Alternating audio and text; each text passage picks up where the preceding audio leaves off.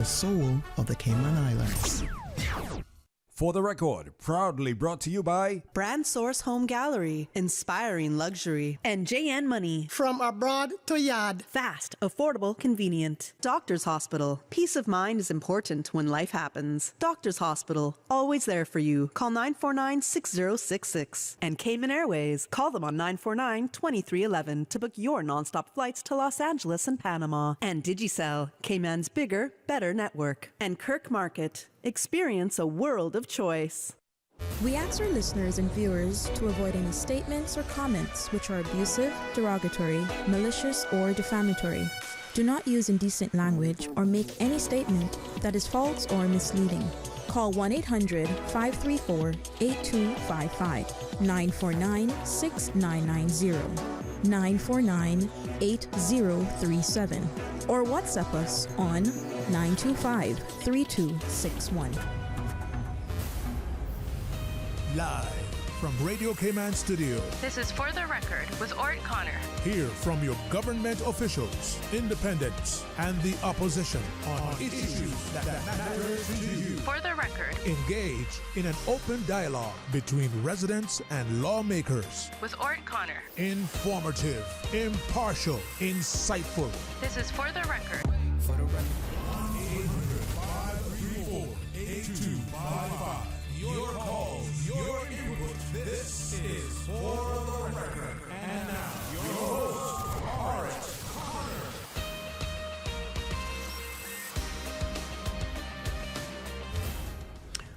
Good morning, good morning, good morning, O land of soft, fresh breezes and verdant trees so fair. Today is Wednesday, the 26th day of June 2024. Right here in the beautiful Cayman Islands, we do hope and we trust that everyone had a restful, peaceful, enjoyable evening. Those of you who are on the roads of the Cayman Islands, whether you're a pedestrian, a cyclist, or if you're operating any type of motorized vehicle, we urge you to please, please, please be extremely cautious. Ensure you observe the rules of the road. Remember, the life you save may just be your own. In a few days, roads, especially in the mornings and in the afternoons, I guess around about 2:30, 3 o'clock when school is out, we are likely to have less traffic on our roads. That does not mean now that because there may be less traffic, more space, that you should exceed the speed limit. We know that many of you do that, and you do that quite frequently as well. And when doing so, you are not only endangering your welfare, but also the welfare of other road users as well. So please, please ensure that you observe the rules of the road, because the life you save may just be your own. For those of you who are celebrating a birthday today, we want to wish you a happy birthday. Or if you have celebrated one over the past few days, we want to wish you a belated happy birthday, and to remind you that the For the Record birthday shout-outs brought to you by Coca-Cola, who are proud to support your birthday shout-outs. Coca-Cola, available across the Cayman Islands from Tortuga wholesalers. You should accept no substitutes. Taste the feeling with Coca-Cola. And also by Superior Auto. Superior Auto, they keep your car in tune. Call them at 949-9570 or 525-9571. Those of you who have lost loved ones, again, we want to extend our sincere condolences to you. We hope and we trust that your faith will help to carry you through these extremely challenging times, and that the memories of your loved ones will be a blessing.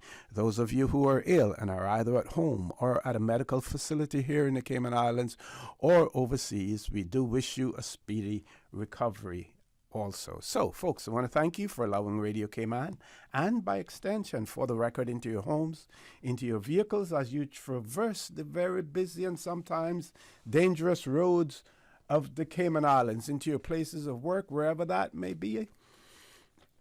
As you know, For the Record is a show produced by the staff and management of Radio Cayman, and it is geared towards keeping you abreast of issues as they arise and play out on the local, regional, and international scene. I have the honor and pleasure of being your host right here on Radio Cayman on Mondays, Wednesdays, and Fridays. My name is Orrett Connor, and you're welcome to join me.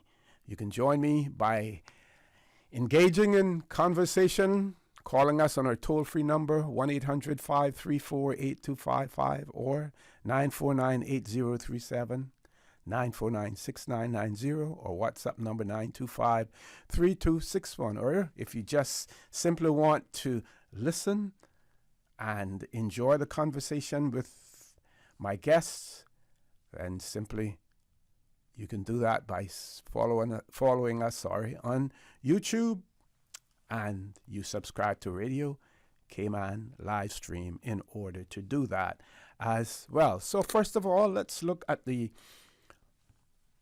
birthday shout-outs, and then I have some positive, very, very, very positive news that I wanted to share with you on Monday, but didn't get the opportunity to, and we'll share with you during this segment of the show as well. So if we look at the birthday greetings for today, we see that Mr. Robert B. Arch, he is celebrating his birthday today, and we want to wish him a happy birthday.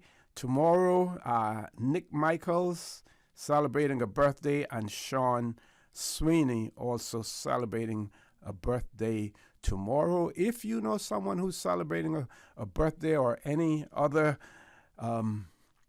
momentous occasion, please share that information. We know that there are lots of graduations have taken place as well. You may want to congratulate one of your own, or a family member, another family member, or a friend in terms of their graduation, and that can be at any level, including tertiary level as well. We will be more than happy to give them a shout out, because we always, right here on Radio Cayman, want to share the positives, the positive news with you as well. So let's look at some positive news for pensioners.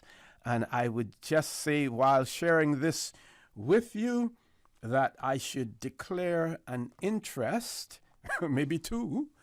Number one, I'm a pensioner, government pensioner myself, and also I am a serving member of the Public Service Pensions Board, representing the membership.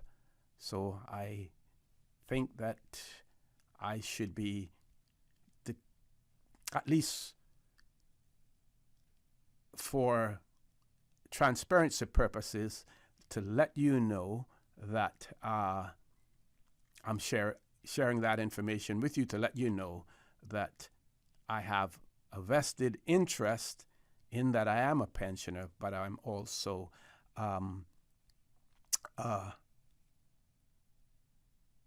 board member as well.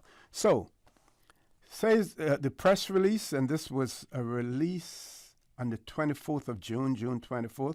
Public Service Pension Board, known by the acronym PSPB, is pleased to announce that in accordance with the Public Service Pensions Act 2023 revision, the pension augmentation for 2024 has been calculated at 3.8% based on the Consumer Price Index as determined by the Economics and Statistics Office. And what will this mean, folks? This will mean that all defined benefit and defined contribution pensions in payment as of the 31st of December 2023, so it's retroactive, back to December the 31st, 2023, will be adjusted for inflation as of the first day of 2024. For eligible pensioners in receipt of a monthly pension, their June payment will reflect the 3.8% increase, and the retroactive portion for January through May will also be reflected on their June pay slips as an adjustment. So the June pay slips should look pretty good for pensioners. And here's a quote coming from Miss Jewel Evans Lindsay, the very able Chief Executive Officer of the Public Service Pension Board. And she says, "We are pleased to process this increase in monthly payments for our long-serving pensioners who deserve to have comfortable income in retirement." Then the press release goes on to say the only pensioners not eligible to receive an increase in payment are those receiving the government's ex gratia uplift, as this group will continue to receive their monthly payment of $1,250. This is a result of applying the 3.8% inflation adjustment increase to the monthly pensions and then decreasing the amount of the ex gratia uplift to maintain the $1,250 monthly payment. Any pensioner who needs further information and or clarification on the inflation increase should contact the Public Service Pension Administrator and Member Services Department. You can contact them at this number, 945-8175. I will repeat it, 945-8175. And also information on the Public Service Pension Board is available on www.pspb.ky. Now, while I have the mic and while we're on this subject, I also want to remind you pensioners out there that at the beginning of every calendar year, you are required to complete a form, a proof of life form that has to be returned to the Public Service Pension Board's office. That is to show that you are still alive, because there are some unsavory characters out there who would attempt to to impersonate a person who may be deceased and try to continue to obtain their pensions payments. So that proof of life form is required. It has to be witnessed. It has to be signed. You have to provide identification as well. I think they have sent reminders out on this. I will try to find that reminder and make you aware of that as well. Folks, I've gone 3 minutes over a commercial break. Please stay tuned for the record. We'll be back shortly. The Cayman Islands boasts of a long, colorful, and rich history. In tribute to our roots, Radio Cayman, the voice of the Cayman Islands, is pleased to bring you the Historical Vignette Series, brought to you by Rotary Central. For more than 110 years, Rotary members have used their passion, energy, and intelligence to take action on sustainable projects. The Cayman Islands, He hath founded it upon the seas.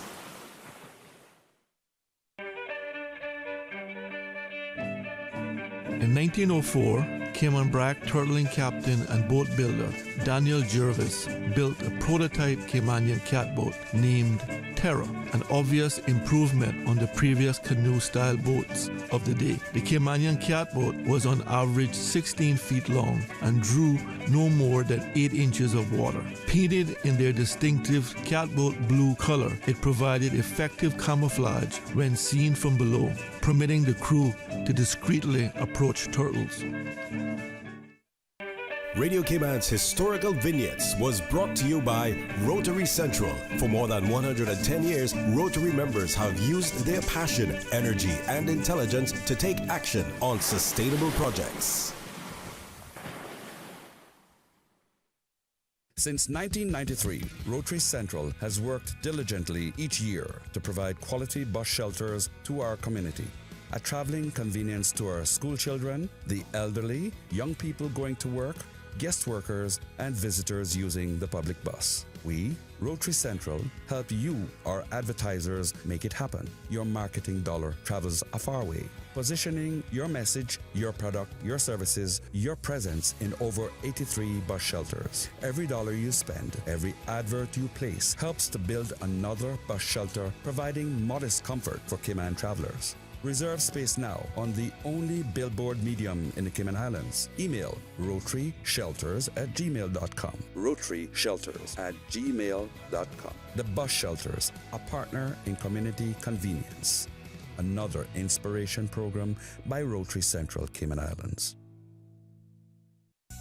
At Doctors Hospital, we know life happens, and usually when you least expect it. So when unexpected medical issues arise, you need quality care close to home. Located in the heart of Georgetown, our accomplished team of physicians and medical staff treat minor urgent conditions such as migraines, chest and abdominal pain, shortness of breath, burns, broken bones, open wounds, and more. 24 hours, 7 days a week with no appointment necessary. Peace of mind is important when life happens. At Doctors Hospital, we're always here just for you. Need to speak to someone? Call 949-6066. You know who this is? That same old girl that went to Hollywood and Panama? Well, guess what? The fun ain't done yet, because this year, I'm going to country concerts in Denver. I got kick up my heels in Times Square. I got keep living the dream with Cayman Airways. We so blessed to have them. I tell you what though, this old girl's feeling younger than ever. Make your travel dreams come true with Cayman Airways, offering international non-stop flights from Cayman to New York, Miami, Tampa, Denver, Los Angeles, Panama, Kingston, Mobay, La Ceiba, and Havana. Enjoy free rum punch, free in-flight entertainment, free seat selection, and free meals on select flights. Call 949-2311, contact a travel agent, or visit CaymanAirways.com. Just in time for summer, it's the sizzling hot appliance sale at Brand Source Home Gallery. Save 25% off all appliances now until the end of June. That's 25% off on all appliances at Brand Source. Don't miss this opportunity to replace aging appliances and get 1 year plus warranty on new appliances. The sizzling hot appliance sale now until the end of June at Brand Source, Dorsey Drive, Industrial Park. Call 623-5000 for details. When it comes to weekly meal prep, I trust Kirk Market to provide the best value for quality proteins. The butchers at Kirk Market are super helpful. They always slice my steaks perfectly. Kirk Market has everything I need for healthy and flavorful protein-packed meals. From lean cuts of CAB choice beef, tender CAB prime beef, the juiciest pork, and all-natural hormone-free poultry, to their seafood section with everything from fresh local snapper to omega-3 rich salmon. I choose Kirk Market for the highest quality proteins to support my healthy lifestyle. Kirk Market. Eat well, live well, and discover a world of choice. The real magic of the Summer Olympics is closer than you think. Coca-Cola is giving you the chance to win a trip of a lifetime to the Olympic Games in Paris this summer. Just grab any 2 8-packs of Coca-Cola or Sprite products at a participating store, and you could be jetting off to see the Olympics live and in person. It's an all-inclusive trip for 2. Don't miss out on the action. Find your nearest participating store and enter now. Follow the flame to CaymanToParis.com.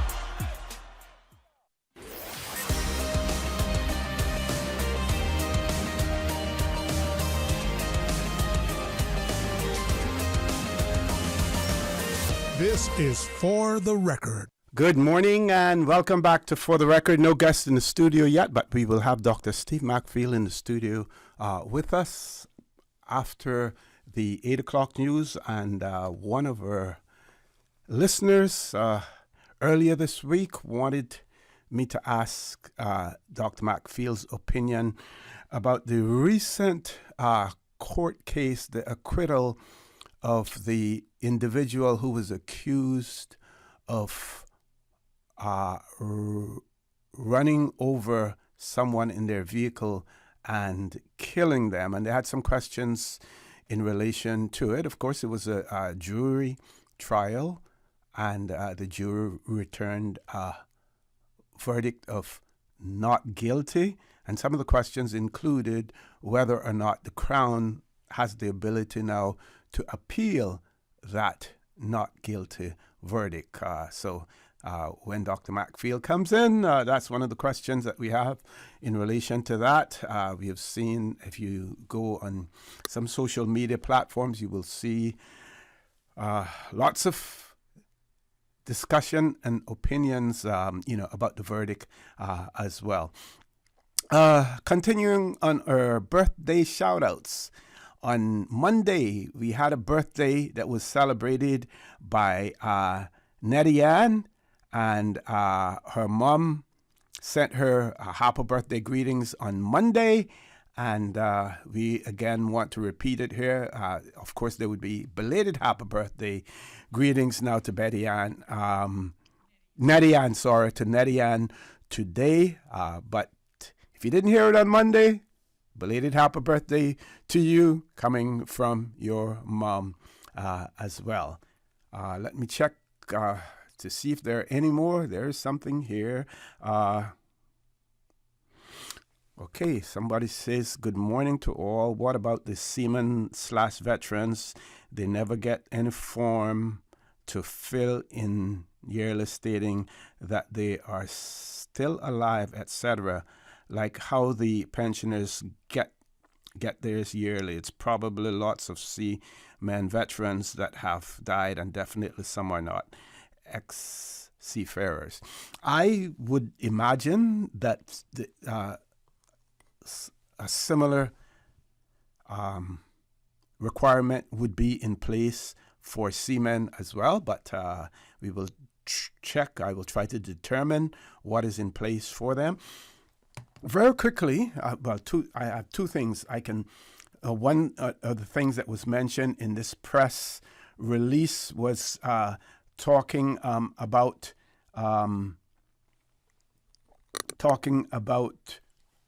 the defined benefits and defined contributions, because there are two, in addition to the judiciary and also to our legislators. At one point in time, all government employees fell under the defined benefits scheme. Your benefits were determined by the years of service after 10 years. And then, of course, you had to be employed for 33 and a third years, and then you would get a percentage of your salary based on the salary that you were at in your last position before you retired. Also, I saw some comments on social media in relation to pensions, and of course the person who was writing had no idea whatsoever about the introduction of pensions into the Cayman Islands. Bear in mind that at one point in time, many of the civil servants in the Cayman Islands were from the United Kingdom or sent from other jurisdictions by the United Kingdom government. The United Kingdom government made sure that they were looking out for their nationals when employed by government. So they had a pension scheme in place. But what it was, you didn't have a pension fund that was set up. Your pensions were the first call on government revenue. So government had that first and foremost obligation to ensure that when you retired, you received a pension from them. Like I said, there was no established pension fund at that point in time, because someone on social media was talking about politicians taking it away and then it being restored. What has happened is there is something called past service liability, where all of those persons whose pension was the first call on government revenue when a pension fund was established, then the government's obligation to those individuals, that money should have been deposited with the Public Service Pensions Board for investment purposes. That has not yet caught up with what is required. So government still owes the Public Service Pension Board money, and every year during budget, they reallocate more and more money towards that. But it's a catch-up game that they're playing with it, simply because the amount may be too onerous, all at one time. But government is paying into that fund. But before there was a fund, that money, your pensions came from the Treasury Department. Government budgeted for that every year in terms of what pensions they had to pay out. Now you have a public service pension fund, public service pension board with investment committees, the audit and review committees managed by able and a person who's been there from for quite a while and has the experience, Mrs. Jewel Evans Lindsay, and the Public Pensions Fund is doing quite well as well. But if you want to know more about it, then simply, folks, go to www.pspb.ky and read all about your pension. The Public Service Pension Board and their annual reports are there as well, and one should be coming out fairly soon also, folks. Top of the hour, 8 o'clock news. Please stay tuned for the record. We'll be back immediately after the 8 o'clock news. Thank you, Mr. Connor. And studio time now by Foster's is a minute and a half after 8. Whole grain crackers, nut butter on deck, canned and dried fruit, gotta keep that energy in check. Next on the list, you gotta have water, gallon a day for our son and daughter. What are you up to? Just repeating my emergency checklist for hurricane season so I don't forget. You could just read the Live Well blogs by Foster's and CG Brick K online at livewell.fosters.ky. The latest blog even outlines what you need to stay safe for hurricane season. Live well, huh? Okay, I'll check, but only if you drop the next verse. How about with Foster Supplies, you can handle the swells. Stay safe, stay ready, and always live well. The voice of the Cayman Islands. 89.9 FM in Grand Cayman and 93.9 FM in Cayman Brac and Little Cayman. Silver wings shining in the sunlight. Radio Cayman. The 8 a.m. news is brought to you by ValueMed Pharmacy. Save time and order your prescription refills online at value-medpharmacy.com. VALU-medpharmacy.com. For today's biggest news. Radio Cayman, the voice of the Cayman Islands.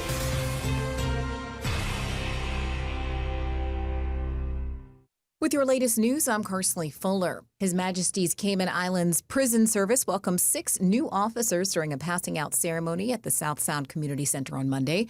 Home Affairs Minister, the Honorable Sabrina Turner. The role of a prison officer is not only critical, but it's immensely significant to the wider community. You are entrusted with the safety, security, and rehabilitation of those that will be in your care.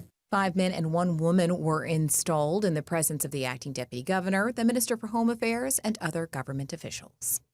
This is the last week to apply for the Ocean Science Scholars Scholarships to receive a fully funded spot at CCMI's Caribbean Marine Ecology Camp. One of the team members there at the Central Caribbean Marine Institute in Little Cayman, inviting Caymanian teens between the ages of 13 and 17 to attend a week-long Caribbean Marine Ecology Camp through an all-expenses-paid scholarship. Both divers and snorkelers are welcome, and there's 2 dates to choose from, the 21st through the 27th of July or the 28th of July through August 3rd. The application deadline is Friday. There are paid spaces to attend the camp as well. For more information, head to reefresearch.org.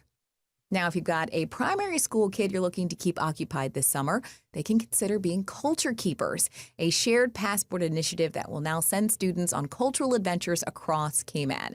Between July 2nd and August 31st, participants can access a downloadable copy of an interactive activity workbook with pages dedicated to local cultural organizations. Students will get a stamp for every organization they visit, and those who collect all stamps will officially be crowned culture keepers with a celebratory pin. Participating organizations include the museum, the Cayman National Cultural Foundation, the Turtle Center, the National Gallery, the National Trust, and Pedro St. James. You can follow the Cayman National Cultural Foundation on Facebook for details about this new initiative.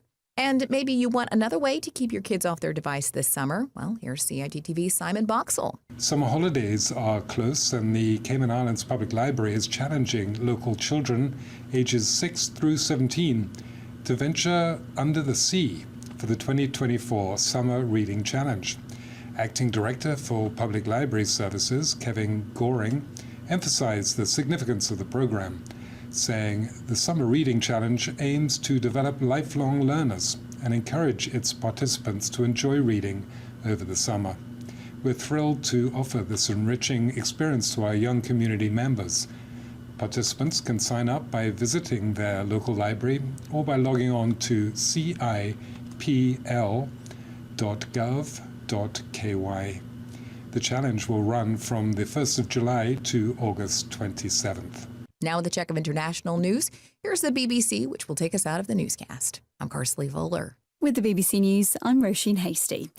The WikiLeaks founder Julian Assange has arrived home in Australia after being freed by a US court in a remote Pacific Ocean territory. As he got off the plane in Canberra, he waved to cheering supporters and embraced his wife and father. Earlier, he reached a plea bargain with the American authorities, ending a 14-year legal battle over the publication of a huge quantity of classified documents. His lawyer, Jennifer Robinson, has thanked the Australian Prime Minister for his leadership in bringing Mr Assange home. The outgoing Dutch Prime Minister Mark Rutte has been appointed as the next head of NATO. He'll take over from Jens Stoltenberg in October. He'll oversee NATO's response to the war in Ukraine. The International Criminal Court in The Hague has convicted a former Islamist rebel of committing war crimes and crimes against humanity in Mali. He was part of a group linked to al-Qaeda that seized control of Timbuktu. The UN says Thailand has become the biggest single supplier of weapons to Myanmar's military authorities despite sanctions. It says Thai authorities and companies and banks with no government involvement are helping to keep the Burmese military going. The trial of the American journalist Evan Gorshkovich for spying has begun in Russia. The Wall Street Journal reporter denies collecting secret information for the CIA about a Russian tank manufacturer. Doctors in Kenya say the number of people now known to have died during protests on Tuesday has risen to 23. Police fired tear gas and live ammunition when large crowds took to the streets to protest against new taxes. BBC News. The 8 a.m. news is brought to you by ValueMed Pharmacy. Save time and order your prescription refills online at value-medpharmacy.com. VALU-medpharmacy.com. Now, more than ever, supporting your immune system is crucial to helping your body fight off illnesses like the common cold, the flu, and COVID-19. At ValueMed Pharmacy on Walkers Road and in Buttontown, we carry all the essential vitamins and minerals to help support your immune system and improve your overall health. Some of our top immunity support picks are vitamin C, vitamin D, zinc, elderberry, and quercetin, or the popular 7-in-1 immunity support. Our pharmacists are always on hand to help guide you and answer any questions. Visit ValueMed Pharmacy on Walkers Road or Buttontown. Live happy, live healthy with ValueMed Pharmacy. Stay in touch with Radio Cayman with the latest up-to-date, accurate news and information. For your convenience, the headline news will be repeated on our sister station, Breeze 105.3 FM, weekdays at 8:30 a.m. Follow Radio Cayman on social media, Facebook, Instagram, Twitter, or download the Radio Cayman app in the App Store or log on to www.radiocayman.gov.ky and stay connected to what's happening in the community. Radio Cayman, your voice, your choice, your radio. The mission of the National Conservation Council and the Department of Environment is to ensure our islands consider responsible use of our natural resources while preserving our native species and habitats for future generations. Learn more at conservation.ky.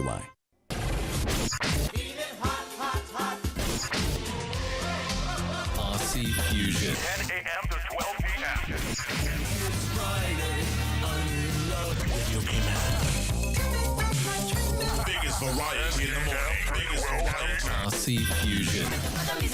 sucker, don't you fight it till you try to do the Following the 10 a.m. news headline. Brought to you by TCE Paint Shop, 27 Godfrey Dixon Way. RC Fusion. The Georgetown Farmers Market. It's time you start eating local. The market at the Cricket Grounds. And My K&A Cleaners. Call or WhatsApp 326-3379 for your free quote today. Biggest variety in the morning. Radio K-Man. Introducing the new Shoreline iMap. Discover over 300 plus public shoreline access points in the Cayman Islands by using a new digital interactive map of all the public access pathways and beaches. Test out the new Shoreline iMap today and get walking or driving directions, see 360-degree street views, and find out what amenities are available at any shoreline access point found on the iMap. Dive into a world of coastal beauty and adventure. Use the Shoreline iMap today by visiting gov.ky/shoreline. Presented by the Ministry of District Administration and Lands. Let me tell you something. I've been fishing our island since I was a boy, and it's getting harder and harder to get a good catch.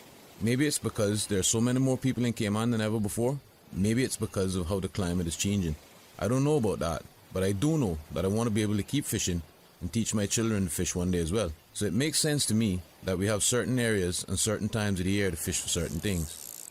It feels unfair not to be allowed to fish where my dad had taught me to fish, but I know that being patient now means we can keep fishing for many more generations. We're all in this together, right? For more info, download the Cayman DOE app or visit doe.ky. The 8 a.m. weather update brought to you by CG Britcay, where people come first.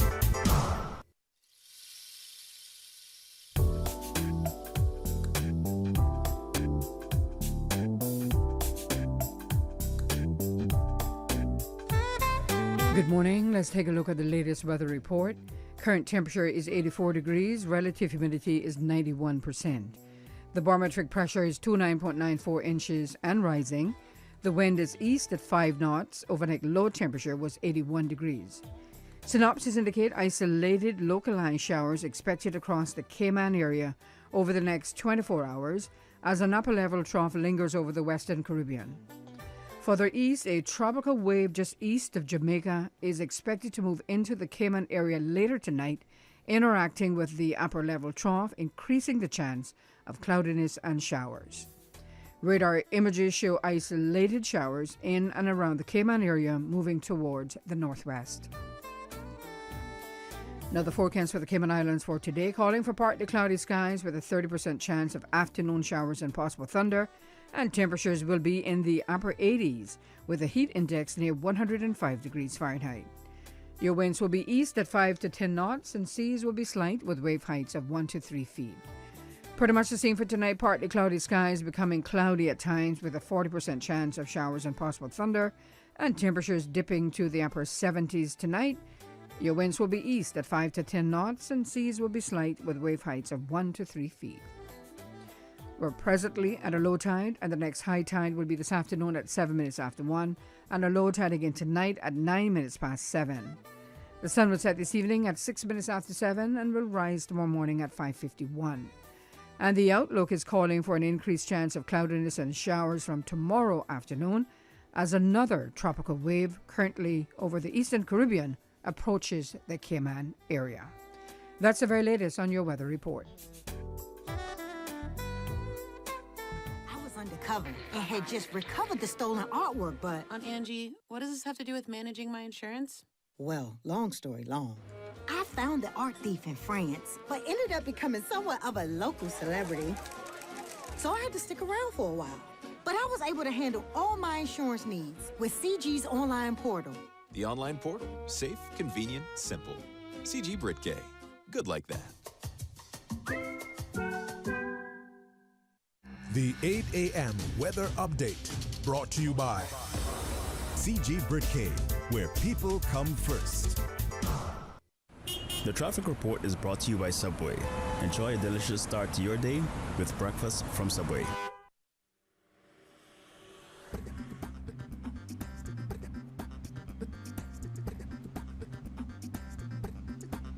Good morning. Let's take a look this time at traffic. Coming from the east, traffic is steady but flowing on the Linford Pearson Highway. Shamrock Road, moderate flow of traffic coming off of Rex Creighton Boulevard. Slow moving traffic on Crew Road heading to Georgetown. Eastbound traffic on Crew Road is moving on pretty good. And moderate flow of traffic on Edward Street as well as Shedden Road. From the Westway 4-way stop, no issues there as traffic is light to moderate. And traffic is flowing at a good pace in both directions on the Westway Road in front of the Ritz. And steady traffic coming off of Bobby Thompson Way and on Huldah Avenue as well. On the Linford Pearson Highway, traffic is steady and steady traffic in both directions on North Sound Road. Heading towards the Industrial Park area, traffic is flowing at a good pace. If you see any accidents or incidents, please give us a call here at Radio Command 949-6990. That's the very latest on your traffic. Join us again at about 10 minutes past 12. We'll give you another look at traffic. Summer's heating up, and so are the good times. Whether you are out on the water, enjoying the beach, or gathering with colleagues for an office bash, make it a feast to remember with Subway. From assorted sandwich platters to mouth-watering cookies, our catering menu has something for everyone. Perfect for groups of 5 or more. For food that's fresh, fast, and perfect for any occasion, choose Subway Catering. Visit subway.ky for catering options. Subway. Eat fresh. The traffic report is brought to you by Subway. Enjoy a delicious start to your day with breakfast from Subway. Mango season, you gotta love it. The Cayman Islands National Museum is pleased to feature Lukia, the family-friendly Mango Fest at the museum, Saturday, July 6th from 4 to 8 p.m. Purchase mangoes and other products by local artisans and specialty vendors, local food, live music, mango peeling, and eating competition. Take in all the sweet and unique flavors of the long, round, Julie mango, and so many more. Lukia at the museum on the waterfront. Saturday, July 6th from 4 p.m. to 8 p.m. Lukia is proudly sponsored by the Cayman Islands Department of Tourism. Shedding excess weight offers numerous health benefits, including improvements in blood pressure, cholesterol levels, blood sugars, lung function, quality of life, and mood. Each individual is unique, and our bodies respond differently to weight loss efforts.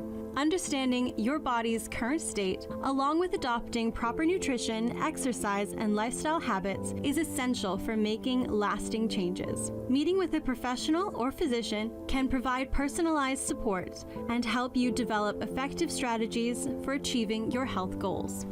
Your health tip was brought to you by Total Health, comprehensive preventative health care in the Cayman Islands.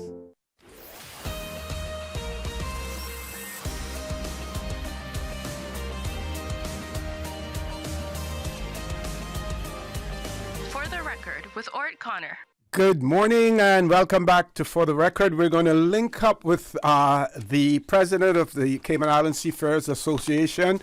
We will link up with him. Meanwhile, I'm going to introduce my guest in the studio, Dr. Steve McField. We try to have him here as often as we can because he's the star of the show. We get more calls when he is in the studio than we get otherwise, more queries as well. It's funny, Doc, when you reach that older age is when, for some reason, you become more popular. yes. So we should probably get old first and then young after. yes. You think you can find a way to do that? The things that they're going on with these days, artificial intelligence and everything else, I won't put it past them that they'll start doing that, reversing everything. Yes. How's everything, Doc? Good. Good morning to you too, and good morning to all your listeners for the Record Land. Yes. So earlier this morning, I was talking. I was sharing with our audience the press release in relation to the 3.8% increase for pensioners as a result of the Consumer Price Index as determined by the Economics and Statistics Office. So someone then had a question in relation to seafarers, and they asked whether or not seafarers are getting any kind. Oh, this one says, are seafarers getting any kind of raise this year? Mr. Bush was trying for a while to receive $2,000 as everything is going up in Cayman. Please air the question publicly. Well, we're going to do more than air the question publicly this morning. During the headline news, I contacted Mr. Denton Tibbetts, the president of the Cayman Islands Seafarers Association. So he's on the line. Mr. Tibbetts, good morning, sir. Welcome to For the Record. Good morning, Mr. Connor. Good morning to your guest, Dr. McField. Good morning, President Tibbetts. Yep, go right ahead. Well, first of all, someone called me before you did to ask me to listen in because they were talking about the pension thing. Unfortunately, or fortunately, I don't know which one. We don't really fall under the. You see, when a seafarer and or their wives become members of the Seafaring Association, they're afforded, once they're over 60 years old, they're afforded certain privileges and monetarily. Well, they call it a pension, but it's not really a pension. It's an ex gratia grant from government. Mm-hmm. And it was raised over the years from $500 to now it's $1,250. And some of the members of Parliament have attempted to try and get it up to $1,500. That hasn't happened yet, but we're grateful for what the government has done. And they also afford members a cynical membership. Once a seafarer has passed, then we notify the powers that be, and they record it. If they leave a widow, then the widow has to come in and sign different forms to remain members, you know. Mm-hmm. But they'll be called widows. But we don't really. Well, government doesn't require us to fill out these forms every year. They have been doing it over the years, every 2-3 years, but because of the close knit between ourselves and government, mm-hmm. they are aware of most things that happen at seafarers, so that's probably why they don't require us to do that. So, Mr. Tibbetts, if someone unfortunately passed on, then they may rely, or you would use the initiative to inform the government as well? Yes. Okay. To be quite honest, most times that we recently lost 3 seafarers. Unfortunately, they didn't leave any wives, so the wives had passed on. So it's not transferable to children and all that. But we do have adult children of seafarers, but they don't qualify for all the things that government affords the members of the seafarers. Mm-hmm.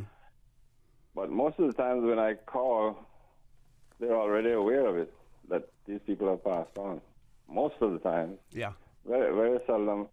And people must understand that if a widow is only 40 years old, but she got to wait another 20 years before she actually receives the ex gratia. Oh, okay. No. They don't receive it immediately. They have to... No. Okay. That's interesting. If the widow is over 60, then she automatically gets it. Mm-hmm. But they're afforded the cynical. Mm-hmm. Well, in different there's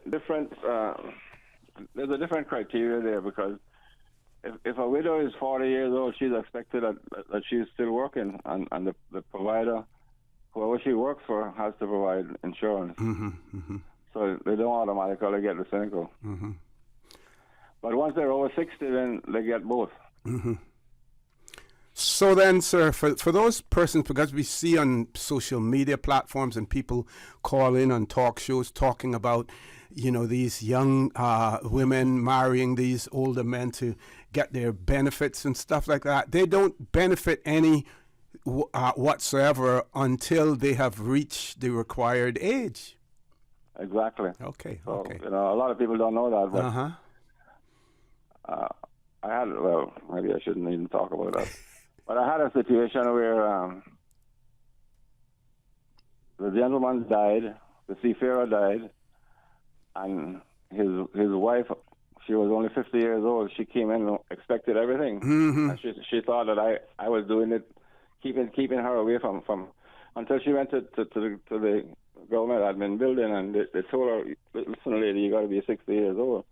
So it's important that that is remembered by all these people who think that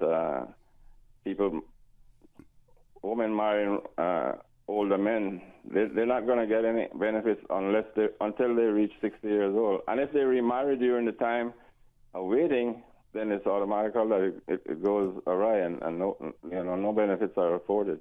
Okay, that is really, really important, to note, because, there's so much disinformation out there, so many misapprehensions in terms of, what is taking place, and we make the environment such a toxic one when people talk about things that they really, have no knowledge of. So it's good to hear you clarify that, Mr. Tibbetts, this morning. We know yesterday also was that International Seafarers Day. We do celebrate a different day here. You want to talk a little bit about that while we have you on air? Yeah, well, every year on June 25th is International Seafarers Day. So we celebrated it yesterday. Mm-hmm. As a matter of fact,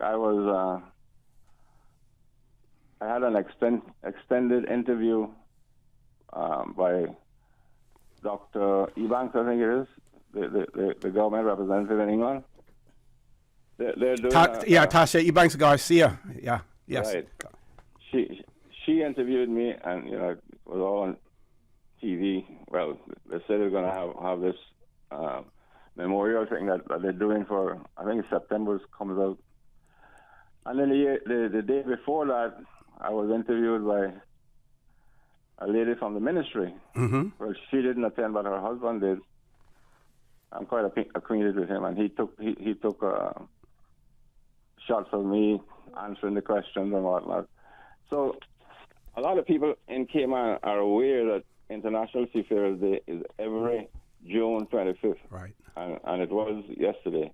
As a matter of fact, we are commemorating that on Saturday, this week Saturday. We're having a family fair day at the Seafarers Hall from 10 in the morning till 3 in the afternoon for all the seamen and their wives and if they have wives, and the grandchildren, because we're going to have bouncing castles and food and the whole works. So that is part of the Remembrance Day that we're celebrating. Mm-hmm. Mm-hmm.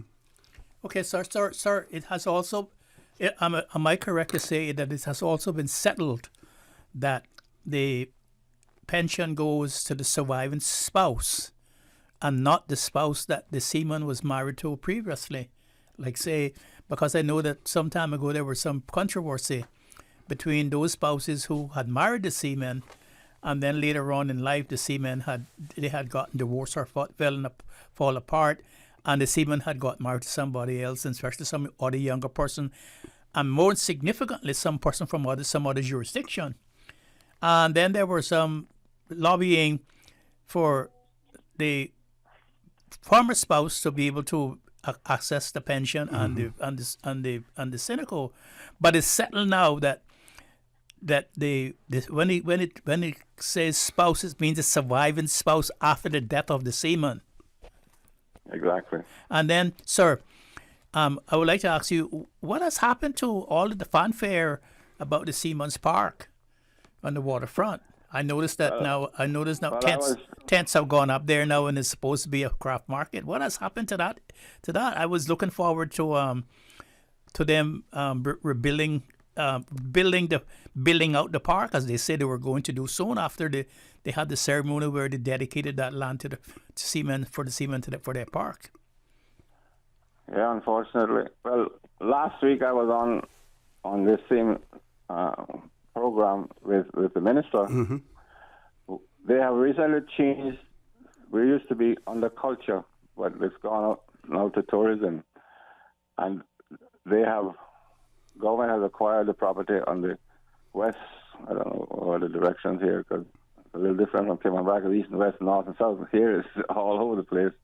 but they have acquired the property, I think, on the west side of the Catboat Club, and that is where the Seafarers thing will be built. And we have recently sent in a kind of sketch of what we expect it to be like, and we have asked them to ask government when they meet in Parliament to extend Seafarers away from Mary Street all the way down to Delaware. So, but it's official now that the crafts market is going to be going where, as a matter of fact, it's well established where the Tower Building used to be.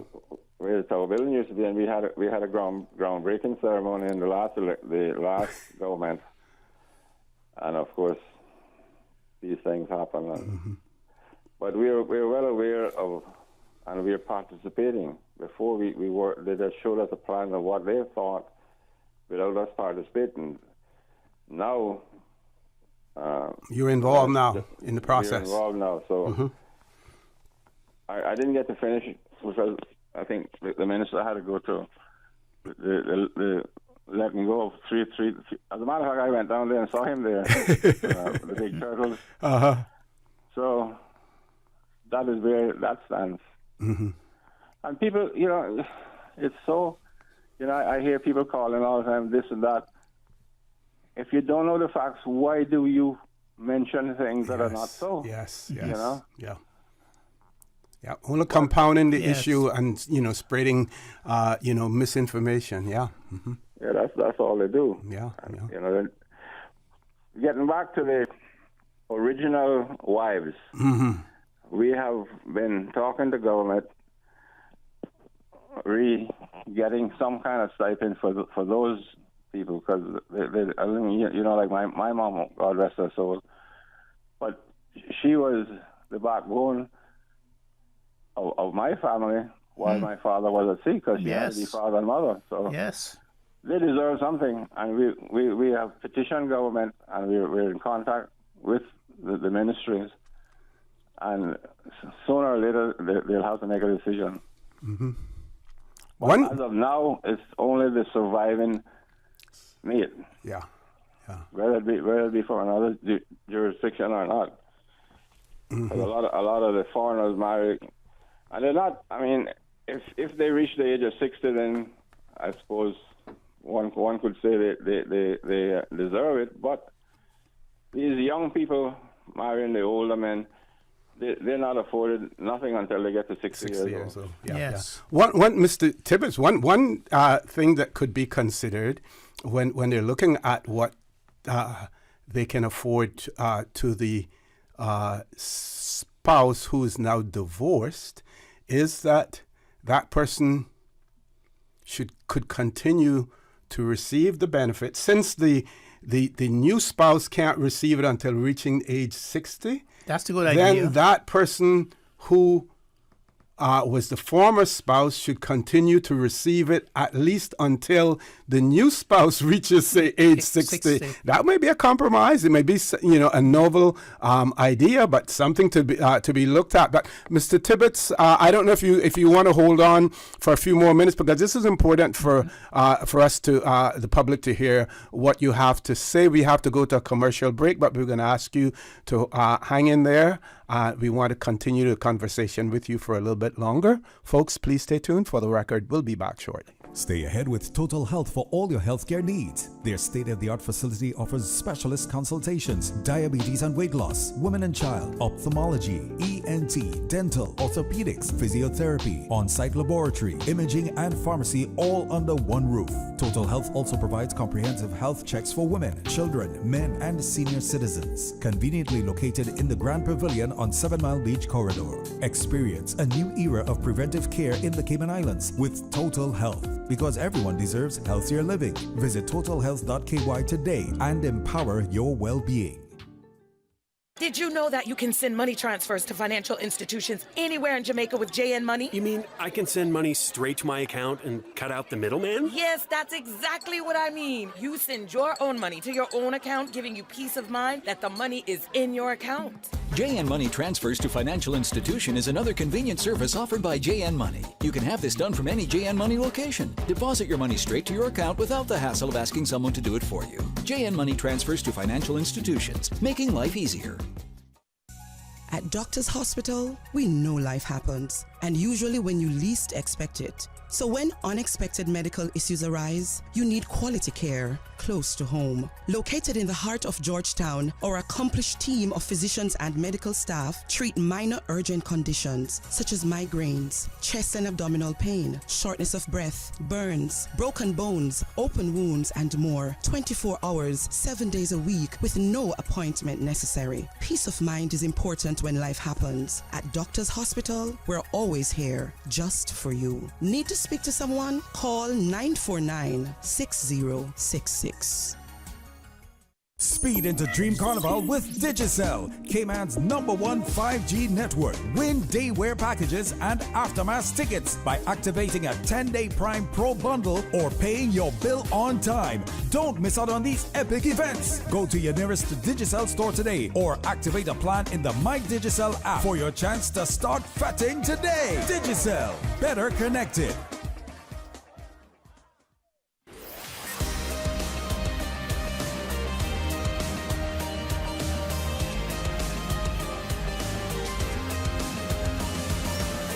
This is For the Record.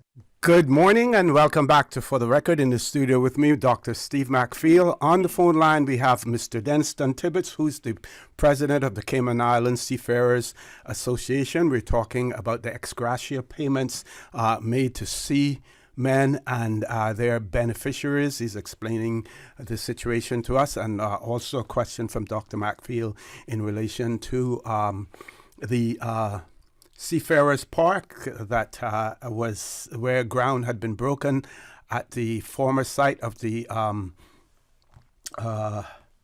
tower building as well. So, Mr. Tibbetts, thank you for holding on. Go right ahead again, sir.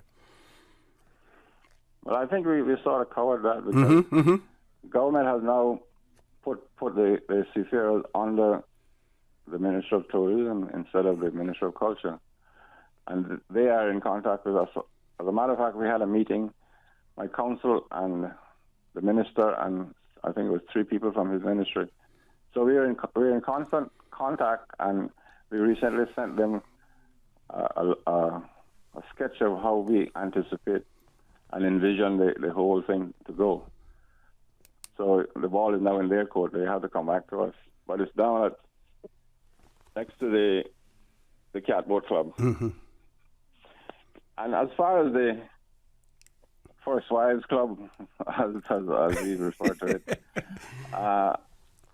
your idea is a good one. Two heads are better than one, and I never thought of it in that manner. But it's quite possible that now that we're in constant contact with the ministries who are involved, we can use that as a bargaining point. Yeah, because government is not paying out anything while that person, the new wife, has to reach age 60. During that period of time, government is not paying anything out to anyone. So why not then allow the former wife to benefit from that? And I think Dr. McField has even another suggestion to add to that, Doc. Yeah, since it's not a demanding, it's not a mandatory payment, it's a ex gratia payment, and government can pay the money to any way they feel like they want to do it. Why don't they? Why don't you consider putting it forward for them? Then that where there are 2 wives living, the old wife, I should say, I don't know, no pun intended, and the new wife, they could split the ex gratuitous payment between them. Yeah, once they reach that age to receive it. Yes. And while we're on that, Mr. Tibbetts, one of our listeners wanted to know that since the retirement age now is increased from 60 to 65, will that affect seafarers as well? Does it now go to 65 as opposed to 60? Or it doesn't have any impact there whatsoever? Those rules were made by government many moons ago, many years ago. And the criteria is 60 years old. Okay. So the new retirement age doesn't have anything to do with it. Got you. Okay. And sir, Dr. McField, that's a good idea. I mean, it's another thing it's another point that we can carry forward when we negotiate with the government. But we have thought about the first wives thing. Yes. Because they do deserve something. Sure, yes. Like the example I use with my mother. Yes. Mm-hmm. God rest her soul, but Yes. We still have a lot of widows who are in need. Some of them are in need too. They are in need, and then of course the first wives club. You use another pun, but we won't go that far. Yes. We'll leave that for fishing. Yes. Another thing I want to ask you, sir. Since the whole idea of the seafarers are dwindling now, and you said to us that the wives will continue as members, I was wondering, a lot of places in the world, they have like seafarers and stuff. Why have you ever considered starting a cadets corps for the seafarers? Getting the young men in there as seafarers cadets, with uniforms and stuff, and sharing all of the experience that we've had with seafaring to them. It seems to me that would be sort of some disciplinary force for the seamen, and I say that because I was reading several weeks ago where the I think it was the cadet corps, which is not of the seafarers, not of the our seamen's tradition, but is most of the army tradition. They had gotten but Dr. McField, we are in close contact with the Coast Guard, and they have a group of Sea Scouts now, so we're in close contact with them. Yes. As a matter of fact, most of the functions that they have, they even wrote to us asking for us to suggest a name for the new boat that they purchased for the Sea Scouts. Yes. And we did. We said Miss Gwen, and right away, without any question, they renamed. The governor was there, and the minister. So it was a jovial affair, but it was very seafaring is the primary thing behind the Sea Scouts. Yes. Okay. Yes. And for me, I'm not the opinion that kind of boat is the appropriate boat for just for them to learn seamanship from. Many years ago, we were trying to float the idea of a Goldfield Foundation, and we spoke to the Mr. Bernard Watler when he was alive, and to ask him could we use their old family name to sort of float it, to be able to raise the funds for it. And I remember when Mr. Ira Walton was alive, he had pledged to help rig it. And we were speaking to people like Heber Arch and Godfrey's, because they're the ones who built it. And we were saying that we should find a piece of waterfront land where we could build a boat and launch it. Where people could learn about rigging and sailing and things like that, and make it into a sail, what they call the tall ships, for the cadets. And well, actually, we are part of the Fairweather, the last remaining sloop that was built by Caymanians. Yes. She's now in England being refurbished, and the minister that I told you about that interviewed, I think it was Tuesday. Yes. They have sent up 4 youngsters, I call them, because everybody is young to me, except you and O.C. probably.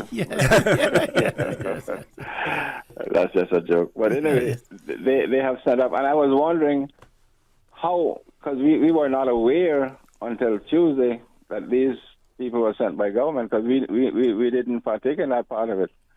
But they gave me slides and all that, and I saw the guys working and actually replanking the whole thing. So when hopefully in I think it's September that she's supposed to return here. They will use that as a ground for these Sea Scouts to learn seamanship and all whatnot.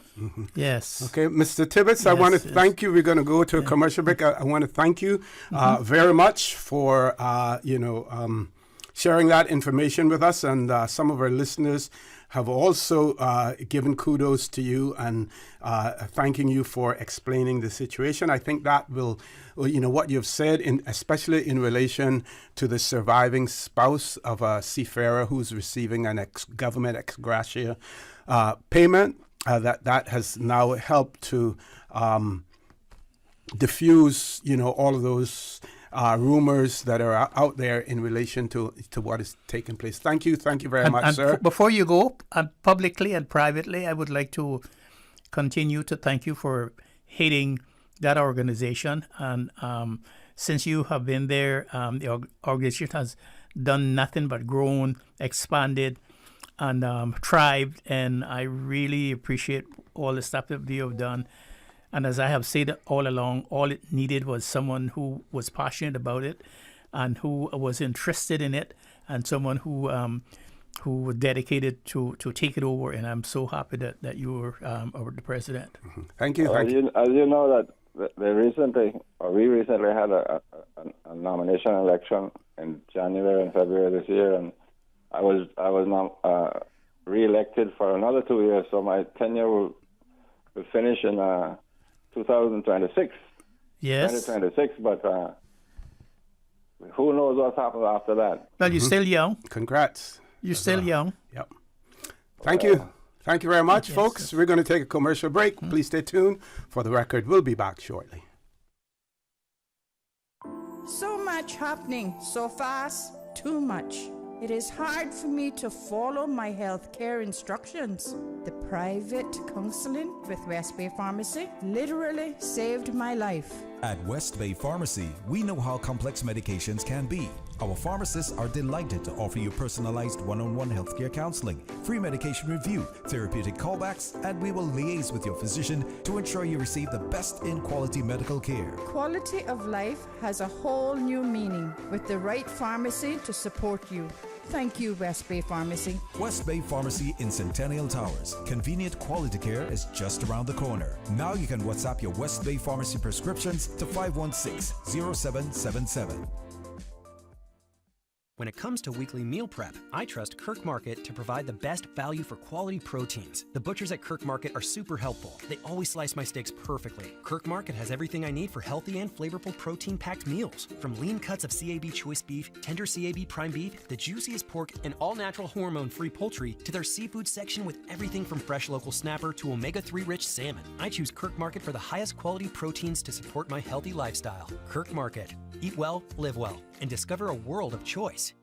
The 23rd Annual Talent Exposition of the Arts, Tranquility, is here. Presented by the New Self-Help Foundation, Sunday, June 30th at the Harkwell Theater. Awesome performances by Rico Rolando. Here we go again, there's something in this water. Dream Chasers, Radiance Dance Studio, UCCI Dance Company, Centerpoint Dance Studio, Cayman National Dance Company, and more. Hosted by Anika Connolly and Lloyd Barker. Part of the proceeds from the Talent Exposition will go to support the training program of the arts. Tickets are available from the #1 shoe shop and Winner's Circle Sports. Prepaid tickets $15 or $20 at the gate. The 2024 Talent Exposition of the Arts, Tranquility, Sunday, 30th June at the Harkwell Theater. Gates open at 5. Show starts at 6. Get your tickets today. At Kirk's Home Center, we can make your life much better. We got it all together. We got a great deal in store for you. From cookware to stereos, from power tools to plumbing supplies. Yeah, we got the best goods with the best price and a service to make you smile. Kirk's Home Center, we got a great deal in store for you.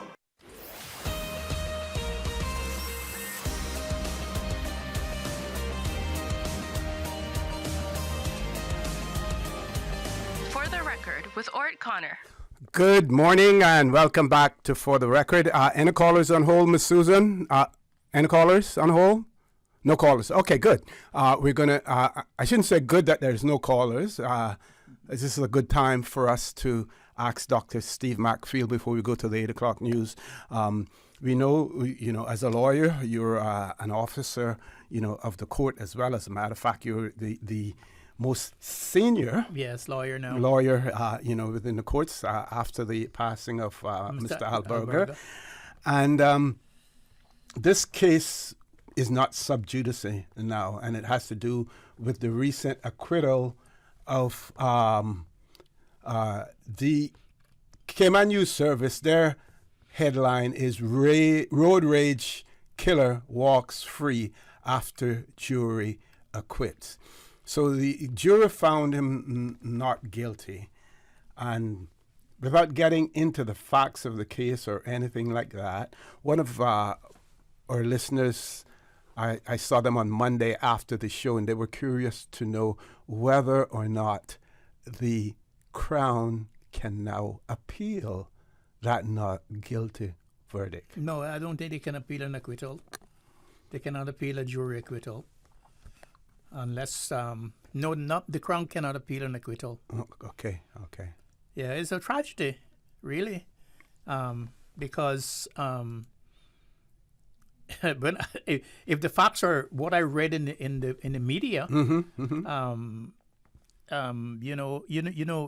self-defense, do you have a right to self-defense if you're defending yourself or your family or your friends against an imminent threat? But you have to, and the defense involves an objective test. Is what you as the defendant see, and as the facts present themselves, what you see is not what somebody else see. And if you feel like, for instance, I remember when I was going to law school, the professor was outlining the law of self-defense to the class, and he's put it this way. He says, well, suppose you had an argument the day before or the last week with someone, and you were in a bar or in a restaurant, and the person came in the bar or in the restaurant, and he came in and he had a frown on his face and he looked menacing and he had his hand in his pocket. And then you are armed also with your gun, which you had a right to be carrying, and you saw him put his hand in his pocket and was taking his hand out. And remember now that you had an argument with him before, and there were some threats made to you. And you then shot him. But when they examined the body, they found that he only had a pen in his pocket. That's self-defense. And I say, sir, that's awful. That's an awful principle. I can say, well, McField, say if you don't put it down on your examination paper, you won't pass the exam. It's the same thing here. I mean, when you read the media stories, even though the guy followed him to the premises, and he said he thought that he had a gun in his hand. Because he got out of his vehicle. When he got out of his vehicle. And approached him, he thought that he had a gun in his hand. But then the video didn't show any such thing. But it's what he thought. And in those circumstances, then there are two verdicts you can bring, and the judge would have instruction on the alternative verdict for murder. If the would be manslaughter. But the jury rejected both charges against him. They rejected the murder charges, and they rejected to consider a manslaughter charge. And then when you read the media, I don't know if it's true or not, but the media said the guy was standing some distance away from the car, and the guy just took the car, the engine, mowed him down, and then came back, even though he was down, ran the car over him again. and then got outside and assaulted him with his feet. That doesn't seem to me like that was self-defense. Mm-hmm. Now, is for murder, is unanimity required? The jury has to be unanimous? No. And in Cayman, our jury consists of how many members? 12. 12. For murder cases, yes. For murder cases, yeah. Yes. And does it have to be unanimous or majority? Majority, yes. Okay. Well, wow. Yes, and if they're not sure, and if the circumstances show that there was some provocation, so forth, they could have found manslaughter, but you see, for all of those cohort offenses, you cannot go beyond what is considered to be the threat. Considered force to make a threat go away. Mm-hmm. And that's what a lot of people are thinking. I said, the man was there.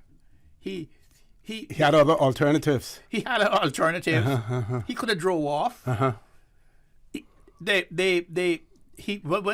he knocked him down first, that was enough to let the threat go away. But then he came back and ran over him again, and then he got out his car and assaulted him on the ground. People say that showed the intention to commit murder. But you said the jury instructions would be part of that would be that they can't go beyond the threat. You cannot use more force than to repel the threat. Okay. Yes. You see? Yes. Because if you do more force to repel the threat, then the defense of murder would not be open to you. They would be manslaughter. You would have to consider manslaughter. So it's very controversial. But like I say, you have to be so careful about it because it's what the victim perceived to be. Yes. It's not a subjective test. It's an objective test. What I perceive to be, even though you might not have the intentions towards me, is what I see, what I perceive to be the intention that I see that you have towards me. And that is why you hear in many cases a person says, "I was fearful of my life," or fearful of the life of my family, yes, or fearful of the life of my friend. And that's why I acted in the way. That's why they acted in the way they did. Another question now: could the judge was the judge required to accept the decision of the jury? Oh, yes. Must. Because I've seen, when you watch TV, you see certain instances where the judge say, I don't agree with the jury's verdict, and but usually that is American TV. Yes, exactly. Yes, the judge, you see,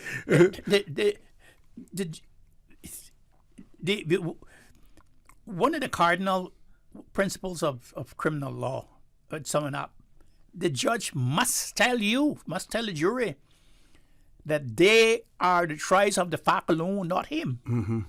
They're the finders of fact. They're the judges of the facts. That's for them to find. The judge's area in the trial is the judge of the law. He tells you what the law is, and you must take that instructions from him. You have to follow his instructions.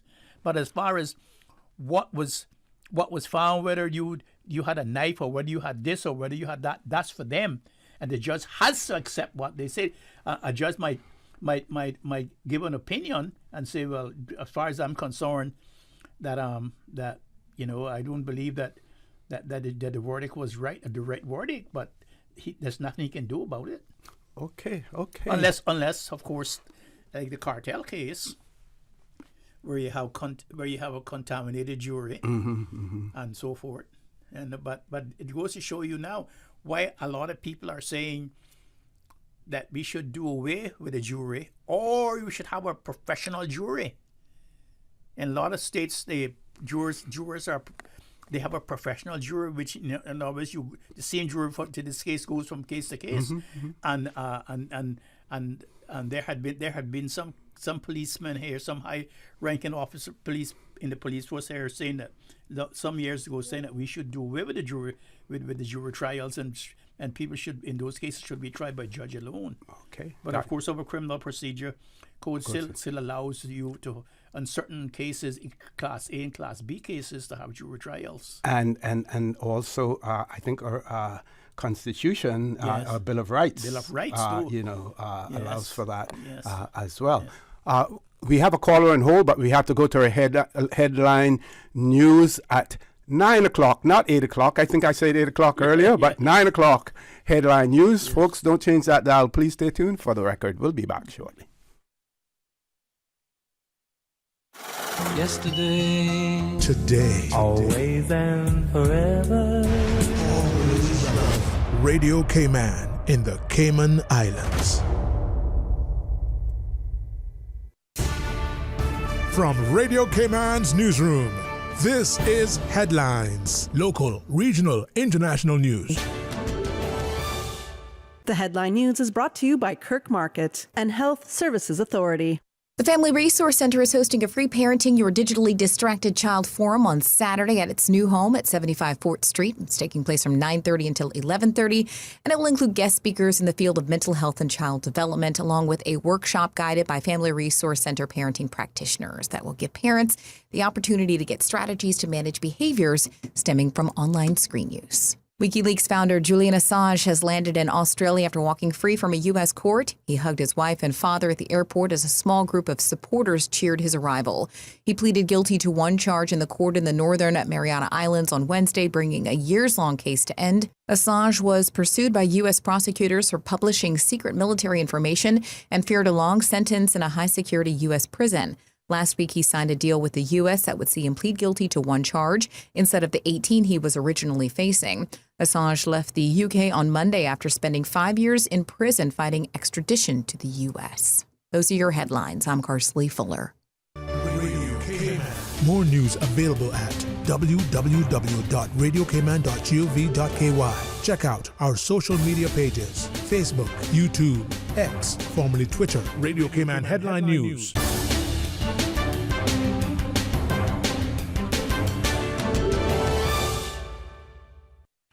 When you have a sports or fitness-related injury, trust the expertise of the HSA Sports and Exercise Medicine Clinic to get you back in the game. Our internationally trained and certified physicians specialize in sports traumatology, sports medicine, pain management, and orthopedic surgery. For treatment of common injuries such as tendonitis, arthritis, tennis elbow, rotator cuff, or knee tears, schedule a consultation with the Sports and Exercise Medicine Clinic at Smith Road Medical Center by calling 949-8600 or visit hsa.ky for more information. When it comes to weekly meal prep, I trust Kirk Market to provide the best value for quality proteins. The butchers at Kirk Market are super helpful. They always slice my steaks perfectly. Kirk Market has everything I need for healthy and flavorful protein-packed meals. From lean cuts of CAB choice beef, tender CAB prime beef, the juiciest pork, and all-natural hormone-free poultry, to their seafood section with everything from fresh local snapper to omega-3 rich salmon. I choose Kirk Market for the highest quality proteins to support my healthy lifestyle. Kirk Market. Eat well, live well, and discover a world of choice.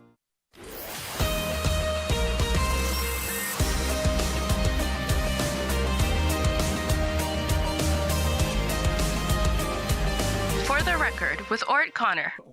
Good morning and welcome back to For the Record. It is my pleasure to have in the studio with me Dr. Steve McField. We're going to get a little more of a lesson this morning on law and legal issues. Doc, earlier in the discussion, you used the terminology, finding of fact. I first heard that terminology used.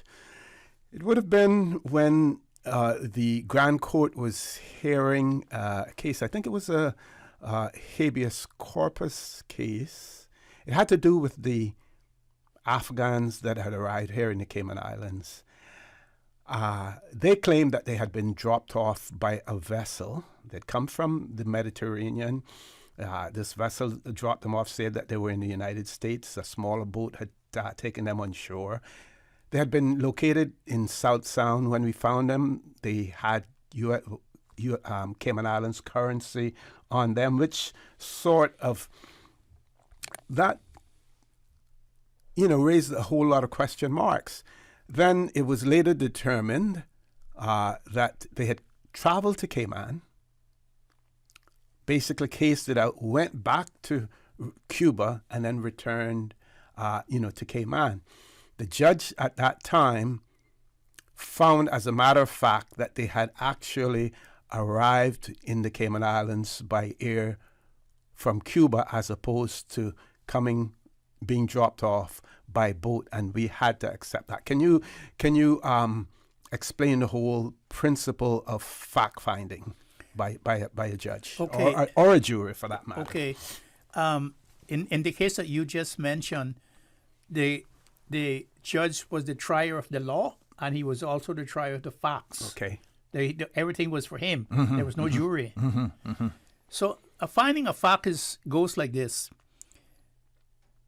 A person said that I saw the gentleman's hand extended with a gun in it, and I saw the gun fired, and I saw the victim fell, or it, and witnesses came and testified to that, and there is no other. There have been no other witness could come to testify otherwise, and under the circumstances of the lighting of the place and so forth, and how the parties was situated, the judge would find as a proof. There was a finding of fact that did happen. That is different from. A person is in a room. You heard an explosion coming from that room, and then you see the defendant leave that room and go down the hallway, or leave that room and go into his car. Mm-hmm. And then there's no other facts. There's no other fact to prove. And then you found the person, later on you found the person dead in the room. You cannot extract from that the defendant was the person who caused the death. Those would be circumstantial evidence. That would be a circumstantial evidence. Mm-hmm. There's it's impossible to find a fact. So you have to say that kind of evidence was circumstantial. Under the circumstance, you could assume. But that is not the only assumption that can be drawn. Okay. Uh-huh. It would have to be the only fact that could be drawn from that matter. But that's not the only assumption that could be drawn, because somebody could have shot him through the window. Or somebody could have been hiding in the room. There could be a third party in that room. So is that the equivalent compared to beyond a reasonable doubt? So all of that then would not show that beyond a reasonable doubt that person who left the room was the killer, was guilty. But on the other case, as a finding of fact, you know that person was the one who caused the murder of the deceased. Yeah. And in this case, the particular judge, I think we can call his name, he's no longer here, Justice Graham, who sometimes, another case, and I'll mention that to you in a minute, because of the fact that there was video showing them at the airport, at the controls at the airport. Yes, that was the fact that he had. That's the other stuff was circumstantial in terms of what they may have said, finding the money on them. Yes. But there was actual video showing them coming through the controls at Owen Roberts. Yeah, because somebody in between could have given him that money. Yes, yeah. You understand what I mean? So, I remember him. We call him Crazy Graham. Yeah. We had another case where now Deputy Governor, Mr. Francis Manderson, he was my deputy. We had an American woman who came in on falsified document under an assumed identity. We received the information through, she was coming here to a rendezvous or to meet up, with her lover, who was married, Mhm. the wife knew, found out about it, informed us that she was here, gave us all of the details. We arrested her, traveling under false identity. Now you would figure that someone traveling on a false identity, you don't know who they are. How in the world can you release them? So there was, what is it called? Ex parte hearing. Mhm, yes. And one local lawyer here, and this was on a Sunday. Mhm. This was on a Sunday. One local lawyer was able to convince Graham to hear an ex parte case. I heard about that case, but I don't remember the. And they did advise us, even though it was ex parte, they did advise us. Mm-hmm. And Mr. Manderson called me, and we arranged to go. That time, I think the court was, that particular court was held in the Kirk building right next, right there. In annex, yes. And before we went, by the time we got there, we found out that, judge had already made the decision that she was to be released. And we were particularly, upset, about it because of the fact that, what danger are we exposing the population of the Cayman Islands to when someone travels under a false identity? Now, in this particular case, it was, more, to rendezvous with her lover, but a principle is a principle. Yes. And so we were pretty upset about it, that he would release her. And we know that if it had been any other nationality, that they would have been kept in prison. And we were particularly upset about that. But can you explain the legalese in relation to that as well? So that had to be an application for judicial review of the decision of the immigration officer. Mm-hmm, mm-hmm. Now, when you are making an application for judicial review, the application is ex parte. Mm-hmm. In other words, it's only when the application is allowed that you have to file then the substantive paperwork to hear the application that the immigration becomes a party. So what the judge did, he circumvented that second tier side, and at the ex parte hearing, the ex parte hearing is only the application to make the application to make the application for judicial review. Mm-hmm. He decided right then which was completely wrong to do, because you don't hear the substantive application until after he said yes, application is granted to make the application for judicial review, and then you file the subject matter, and then you file all the paperwork and all of the things that which you were saying is wrong with the other side. And we never got an opportunity to do that at all. We never got an opportunity to do that because that's what he did. Wow. And that was completely wrong. Yeah. And that was one of the things where he was dismissed as a judge in the Cayman Islands too. Because it's alleged, I'm using the word, it's alleged that he changed the judgment of another judge. Another judge made a finding in one case that he didn't like, and when that other judge went on holiday, he went and got the file and made and went over the file and made a different finding, and that was what was the caused his demise on the Cayman Islands. Okay. One of our listeners wrote and said, it's crucial for people to continue discussing and sharing their knowledge. When we cease talking about important matters, misinformation can spread. Therefore, we should never stop the conversation until we fully understand the issue. Misinformation arises when individuals share knowledge without others verifying it.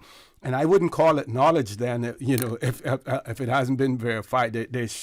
I guess they're sharing misinformation, but I understand exactly what the writer is saying. Okay, someone asked me if I could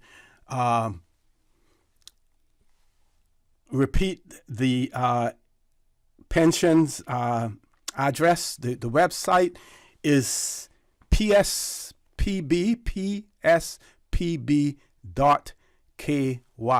If you go on there, There's so much information on there. As a matter of fact, I was, if time allows, I would share with you portion on the Public Service Pension Board's website talking about the board itself, and they give information in terms of what obtained prior to April 14th of April 1999, and talks about government's legislation and regulation as well. But go on there and check it out, pspb.ky.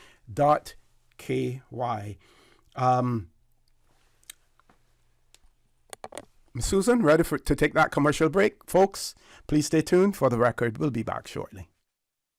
Since March 2004, West Bay Pharmacy has kept their doors open to the local communities, even before, during, and after Hurricane Ivan. At West Bay Pharmacy, our staff provides so much more than pharmaceutical excellence. From the moment you walk through our doors to completing your cash out, our staff will have put your healthcare concerns at ease. We would like to take this moment to thank our loyal friends and customers. To us at West Bay Pharmacy, our patients are our primary concern. We provide thorough background checks and precise calculations to ensure your medical safety. Thank you for being a part of our family and for choosing West Bay Pharmacy, where we care about your health. Just in time for summer, it's the sizzling hot appliance sale at Brand Source Home Gallery. Save 25% off all appliances now until the end of June. That's 25% off on all appliances at Brand Source. Don't miss this opportunity to replace aging appliances and get 1 year plus warranty on new appliances. The sizzling hot appliance sale now until the end of June at Brand Source, Dorsey Drive, Industrial Park. Call 623-5000 for details. Are you ready to step into the future? Digicell's superfast 5G network is here. Experience more lightning-fast speeds, more seamless connectivity, and more possibilities available with all Digicell bundles. Whether you're streaming, gaming, or working, our 5G technology takes your experience to a whole new level. The future is here. Visit any of our stores today and join Cayman's superfast 5G network. Digicell. Better connected. You know who this is? That same old girl that went to Hollywood and Panama? Well, guess what? The fun ain't done yet, because this year, I'm going to country concerts in Denver. I got kick up my heels in Times Square. I got keep living the dream with Cayman Airways. We so blessed to have them. I tell you what though, this old girl's feeling younger than ever. Make your travel dreams come true with Cayman Airways, offering international non-stop flights from Cayman to New York, Miami, Tampa, Denver, Los Angeles, Panama, Kingston, Mobay, La Ceiba, and Havana. Enjoy free rum punch, free in-flight entertainment, free seat selection, and free meals on select flights. Call 949-2311, contact a travel agent, or visit CaymanAirways.com.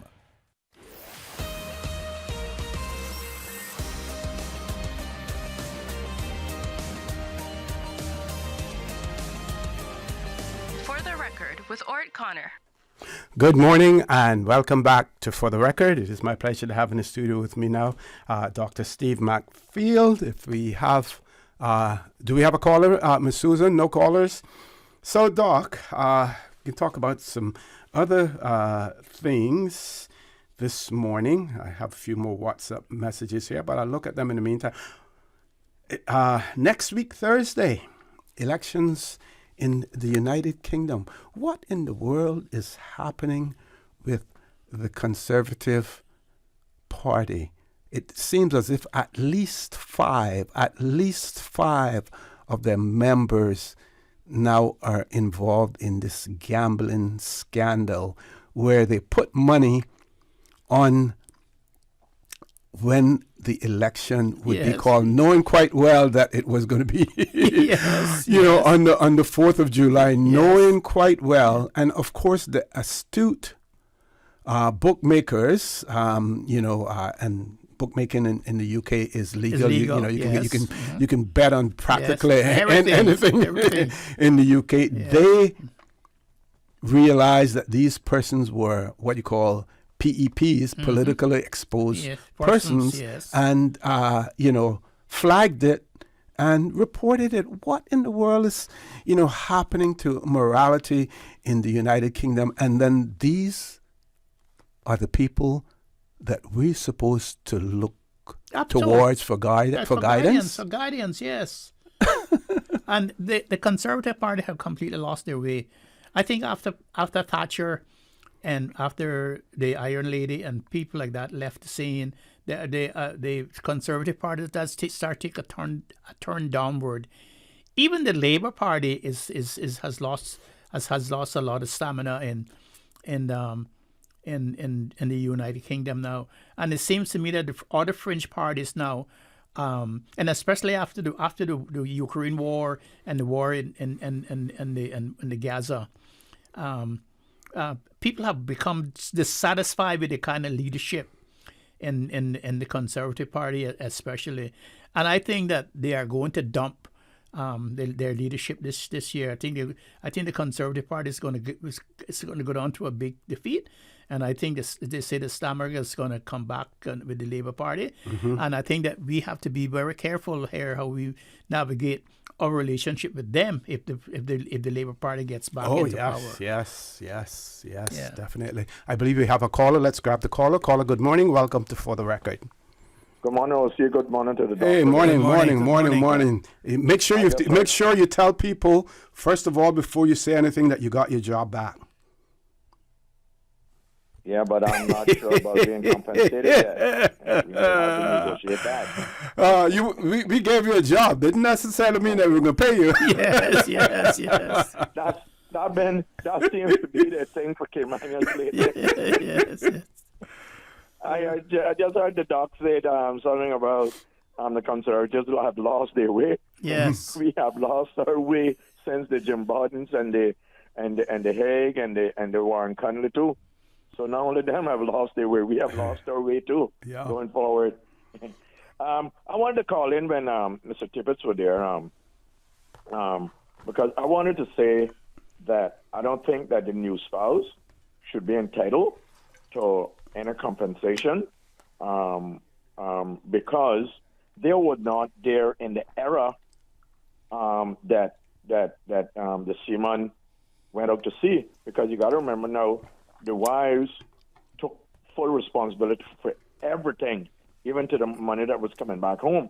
So they were the one who did what they had to do. These newcomers have no idea what the money is, what the compensation is even about. No clue at all. And I think if they separate, then she should continue, because the reason why the seaman himself is getting it because of the era that he worked in and what he did. And the wife was there with him, the first wife, supporting him and assist him by being out to sea. So I think if they're divorced, she should continue getting it. And if the husband want to leave something different for her, the new wife, that's up to him. But where the government is concerned, they should only recognize that wife that was in that era. Mm-hmm. What do you say about that? Well, as you heard and as you know, the payment is ex gratia, ex gratia payment. That means that nobody's entitled to it. It's a gift from the government.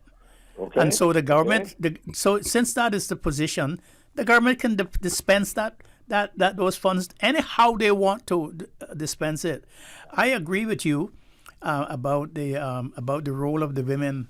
Remember now, they were the men and the women both. Mm-hmm. They had to be both parents. Yep. They built the homes. They took care of the children, and I still believe that their duties were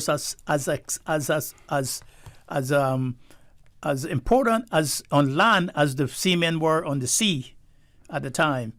And so I think a good compromise to this thing, and for the record, and I were discussing this during one of the break, is for the government to take that ex gratia payment and to divide it when the parties reach 65. They should continue giving it to the the president of the association says that they're only entitled to it when they get 60. Well, when they like he said when the first wife gets 60 and the second wife got 60, the government should split the ex gratia payment between the both of them, in order to do justice between the new wife and the older wife, the initial wife. Mm-hmm. I think and the government can do that because it's their money, and you have no demand to it. It's not saying that there's legislation that's saying you have the right mm-hmm. to inherit this pension. It's a ex gratia payment. I think that would solve the problem. Second wife marry him when she was 58. Yes. Hello? Yes. Mm-hmm. Suppose the second wife married him when she was 58. Well, she would only have to wait 2 years to get the money. Yeah. You think that right? Well, that's the whole thing. That's what we're saying. I think. No, not right. Yes. Not right. That's why we should cut it off. The wife that was with him within that era is the only one that is entitled to that. Matter of fact, all this kicking up talking about the seaman. I think that there should have been a stipend created for the women that were here too. Because you remember now, the men might have sent money home, but the women also created, they played a major role in the industry here, like laying the rope, cutting the top, laying the rope, and exporting ropes overseas.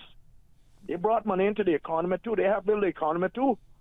So not just the man just sending home that little allotment. The women were here working, taking care of the kids, doing everything else, building the homes, and also creating an industry where we was exporting ropes overseas, and it was a serious process. They went into the top bush with all the mosquitoes killing them, you didn't just go in and cut top. You had to have knowledge of when to cut the top. They did what I call they dry the top. They had to strip them, what I call strip them, to make the string to twist the strand, then to lay the rope, and then you had to trim the rope and everything else, because if you didn't cut the top a particular time, the rope would not be any good. It would rot really quick. So that was some little technology in there too. So I think the women should have been given a stipend also. Yeah, and Lord Graham, you never cease to amaze me. I think perhaps you ought to run for election and make that part of your platform, because I think. But Doc, what am I going to do? I'm going to run for election and I'm going to definitely win. But what about the other 18 people that win? Are they going to be with me? Are they going to be pushing for the same? They're going to be like a lone wolf crying in the wilderness. Yes. Form your own party. Form your own party. Yes. You have enough parties to on Fridays to get 19 form a party. To get 18 people. Yes. I just wanted to throw that in there. Thank you very much. Thank you very much. We have another caller on hold, but I'm going to read this WhatsApp message and then go to the commercial break so that we will give the caller enough time. This person wanted to thank, they say that they had a nephew who passed away on Sunday evening, and they want to convey their thanks to Minister Turner, Ms. Lizette, and all of the staff at the Health Services Authority who were on duty in the way that they accommodated the family and friends at the Georgetown Hospital. Their thanks and appreciation goes out to all of them, and many thanks, and may God bless all of them as well. So they're thanking the minister, Minister Turner, the CEO of HSA, Ms. Lizette Yearwood, and the staff at the Health Services Authority who were on duty at the time as well. We're going to take a commercial break. Caller, just hang in there. Quick commercial break. When we return, we will take your call. Please stay tuned for the record. We'll be back shortly. She hear clunk and our car stop. I was just about to send her some money, so I'm send it straight to our JN Money transfer card. It cost me less, and perhaps she use the card pay the garage right away. She'll get discount through the JN Rewards program in Jamaica. This card make things easy. You can even get funds at any multi-link ATM. JN Money Transfer Card. Fast, affordable, convenient. Tell your loved ones in Jamaica about it. Sign up is free. You know who this is? That same old girl that went to Hollywood and Panama? Well, guess what? The fun ain't done yet. Because this year, I'm going to country concerts in Denver. I got kick up my heels in Times Square. I got keep living the dream with Cayman Airways. We so blessed to have them. I tell you what though, this old girl's feeling younger than ever. Make your travel dreams come true with Cayman Airways, offering international non-stop flights from Cayman to New York, Miami, Tampa, Denver, Los Angeles, Panama, Kingston, Mobay, La Ceiba, and Havana. Enjoy free rum punch, free in-flight entertainment, free seat selection, and free meals on select flights. Call 949-2311, contact a travel agent, or visit CaymanAirways.com. West Bay Pharmacy in Centennial Towers, a compounding story. I don't think people realize how pain creeps into your life. It has a way of robbing your strength. I really don't like taking prescription medication orally. West Bay Pharmacy in Centennial Towers. They understand. When it comes to compounded medication, it's personal. So whenever there's a problem with some medication or treatments that's not working right, then a physician will call me and say, hey, they're having bad side effects from this medication. Compounding pain cream changed the game. Made special for me. Significant pain relief in the form of a cream. That is a new experience for me. It's changed his life. It worked. Ask your pharmacist or healthcare provider about compounding at West Bay Pharmacy in Centennial Towers. Call 914-6449. Just in time for summer. It's the sizzling hot appliance sale at Brand Source Home Gallery. Save 25% off all appliances now until the end of June. That's 25% off on all appliances at Brand Source. Don't miss this opportunity to replace aging appliances and get 1 year plus warranty on new appliances. The sizzling hot appliance sale now until the end of June at Brand Source, Dorsey Drive, Industrial Park. Call 623-5000 for details.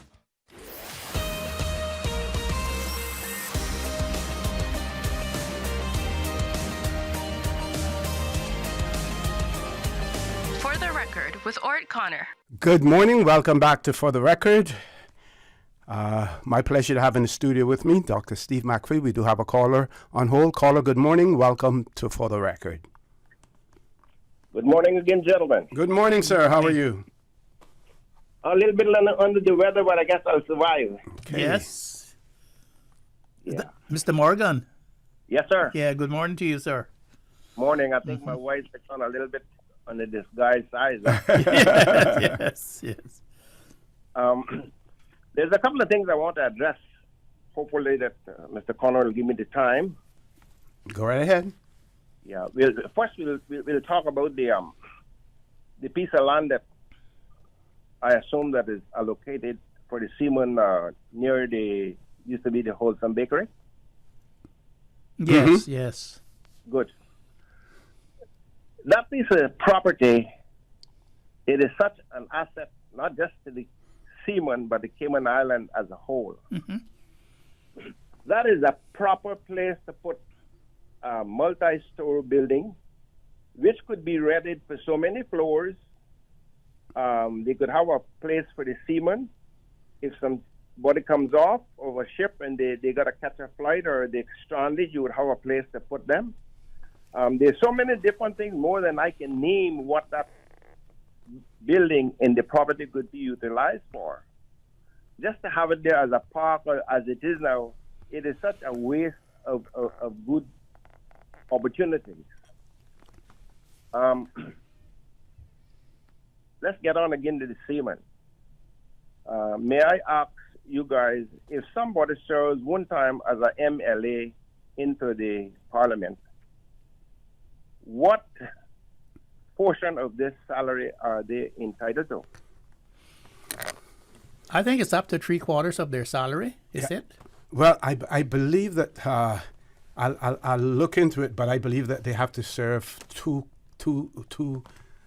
either consecutive terms or something like that. Let me. No, one term, I think now. Is it the one term now? Yes. It used to be 2 terms. It used to be 2 terms. I think they reduced it to 1. Let me. I'll check it out. Go, Yes. you go ahead and talk with him, Doc. In the meantime. Yes, I don't know, but I think Mr. For the Record is looking to get the information. I think it's up to 2/3 of their salary. It depends on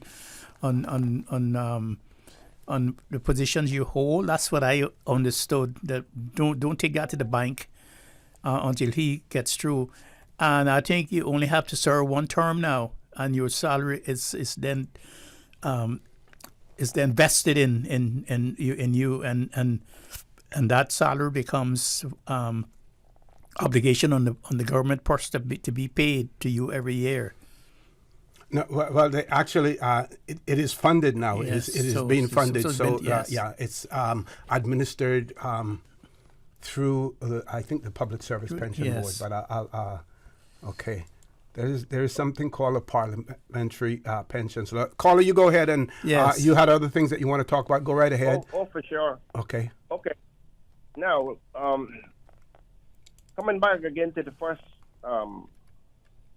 part of the conversation, and we're talking about the seamen. Yes. It should go on record that when I say, and other people know, you too, Mr. McField, or Dr. McField, excuse me, the people that laid the foundation for this island was the seamen. Let me explain something to you, and you can probably add more to it. You had people like Mr. Halley Ebanks, George Ebanks. When they was building the airport, he dedicated 400 pounds to that airport. Mr. People like Mr. Gentlemen like Mr. Stafford Ebanks, Mr. Tibbetts from Cayman Black, dead now, and others as well that gave so much of their cash to help get that airport started, right? Now it comes back now that what you were talking about a while ago, fighting over the salary or whatever little nitty-gritty that the seaman is getting. Imagine a seaman and his family are getting now, if you take on a weekly basis, $312.50. Okay? When you got other people in served one time in the assembly, they're getting a few $1,000s a month. How can you justify that kind of thing for the people that started this place? Where is the conscience of the people? Like you said, first, Mr. McField, Dr. McField, the seaman should be in uniform, a proper uniform dress that we can identify ourselves. And I'm not satisfied with you got different color shirts sporting about the Seamen's or Association and whatever. One solid color, whatever that is, which should be white, that is what we should identify ourselves with. Okay? There's so many things going on to this place that is unacceptable. The poor seaman is just kicked around here and there and everywhere. It is not good enough. We need to have something that identifies us to the, not just to the island, but the whole world, who the Cayman seaman was like any other place. It is disheartening to see what's happening here. Then I want to address again about the crime. I got broad shoulders. I will say what I got to say. Now, where we are now, 1962, when Jamaica got their independence, we were fortunate enough to go back on the England. We are laying now the proper foundation for Jamaica to take this country back over again. So are we surprised that we see a increase in crime and violence in court cases and so on? No, I'm not surprised. Who can you go to? Whoever sees what's happening to this beautiful country that is given to the dogs to be torn apart, it's not good. It's not good what's happening to this island. And are we going to just jump the airways with advertisement and so on while the country goes to hell? All you can hear ads and this and loudmouth people, not even from here. You seldom hear a good Caymanian voice coming on advertising or anything. It is all from another different nationality. It is not good what's happening to this island. You know, I am so disgusted what's happening here. England has their problem, but I'll put it this way. If I decide that I'm going to England, I know where I'm going. I know the people that I will be going to. And that's how Cayman was 35 years ago, when we had people of respect to each other. Here, they look at a Caymanian like, you're nobody, what are you doing here? It's becoming a place of the rich and famous. If you not got money, just get out of here or get on the sideline. It is so disheartening to see these hungry-bellied people coming in here, these grabalicious people looking for money, working for money, and what they're doing is they're sending it back to their country and building up their mansion. We are going to be left with a glob of concrete. Now, today is Wednesday. You got this big cloud of smoke coming off or dust off of the Sahara Desert. Listen carefully. They tear down all your vegetation, so your vegetation would not be there to catch some of the dust. It is not a good day to be outside, guys. That is a serious dust storm that's going to hit the Cayman Islands today. Mm-hmm. So, if you listen to what I'm saying, whether you make sense out of nonsense, sense is up to you, but it's not good what's really happening to this island. But I will talk a little more when I get a little better feeling. Okay. So have a good day, gentlemen. Thank you, caller, and we hope that you feel better soon as well. So, part 5 of the what is it called? The legislation, the Parliamentary Pensions Law, the 2016 revision, Part 5, Section 20 speaks to eligibility. Mm-hmm. And it says here, and Doc, you are absolutely right, subject to this law and to Section 27 in particular, a pension shall be payable to a member and to a speaker, and then in parenthesis, in brackets, who is not a member, who A, has served as a member or a speaker for 1 full parliamentary term. Yes. And B, has attained normal retirement age. Then it goes on to say, notwithstanding subsection 1, and this is, this is where it seems as if they're making provisions for others. Notwithstanding subsection 1, a pension shall be payable to any person who served as a member or speaker for 1 full parliamentary term at any time during the period commencing on the 1st of October 1959 and ending on the 23rd of August 2024. So it made provisions for those persons who served in our legislative assembly, still alive but never received a pension before. Yes, that is when they changed the law. I remember that. Mm-hmm. I remember that. I don't want to call the people who were lobbying the government then, mm-hmm. but they had not gotten any pension. They had served in the legislature, but they had not gotten any pension because it was not a pensionable position in those days. Yes. Yeah. And so when they lobbied the government went back and changed the law and says you only have to serve the 1 term now, and then your pension is vested. Mm-hmm. And of course that benefits those serving members as well.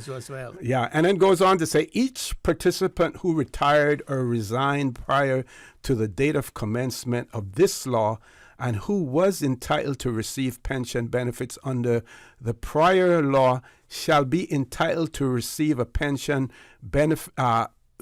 pension benefits under this law pursuant to a schedule of benefits adopted and maintained by the board pursuant to Section 4, subsection 1, subsection G, which benefits shall in no event be lesser in value than the benefits that would have been accrued or payable on the date immediately prior to the date or commencement of this law. It takes that'll take a Philadelphia lawyer or you, Dr. McField, to break all of that up. Yes. And then it goes on to say, for the purposes of this law, a person does not cease to be a member by reason only of the dissolution of the Legislative Assembly. Yes. So even when the Legislative Assembly is dissolved, you don't cease to be a member, and we know that they continue on. Yes. And goes on to say, a person who immediately before the dissolution of the Legislative Assembly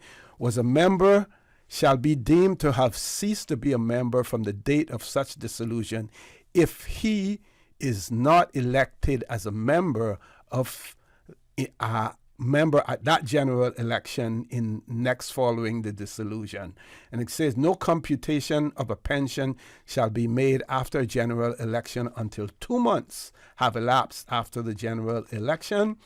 And it goes on to say that for the purposes of this section, a person does not cease to be the Speaker of the Legislative Assembly. So it goes on to talk about the same thing for the Speaker,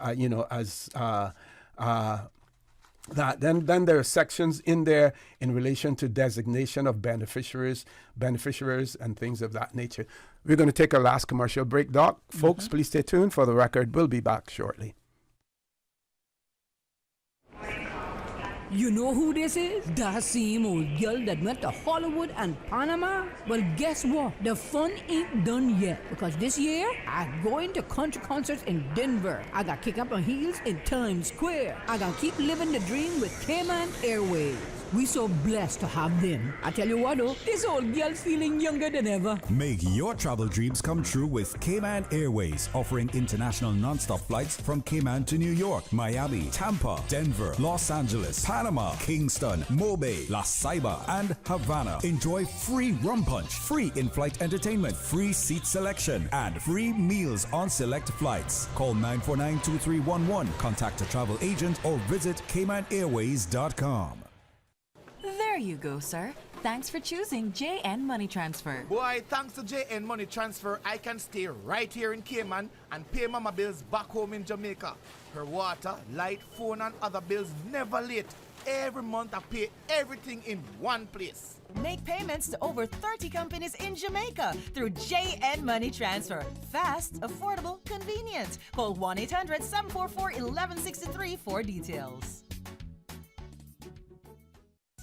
At Doctors Hospital, we know life happens, and usually when you least expect it. So when unexpected medical issues arise, you need quality care close to home. Located in the heart of Georgetown, our accomplished team of physicians and medical staff treat minor urgent conditions such as migraines, chest and abdominal pain, shortness of breath, burns, broken bones, open wounds, and more. 24 hours, 7 days a week with no appointment necessary. Peace of mind is important when life happens. At Doctors Hospital, we're always here just for you. Need to speak to someone? Call 949-6066.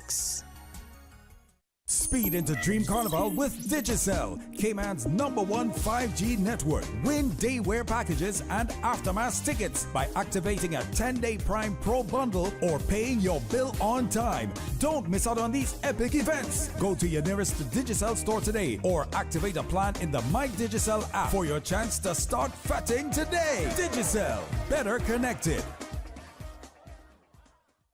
When it comes to weekly meal prep, I trust Kirk Market to provide the best value for quality proteins. The butchers at Kirk Market are super helpful. They always slice my steaks perfectly. Kirk Market has everything I need for healthy and flavorful protein-packed meals. From lean cuts of CAB choice beef, tender CAB prime beef, the juiciest pork, and all-natural hormone-free poultry, to their seafood section with everything from fresh local snapper to omega-3 rich salmon. I choose Kirk Market for the highest quality proteins to support my healthy lifestyle. Kirk Market. Eat well, live well, and discover a world of choice.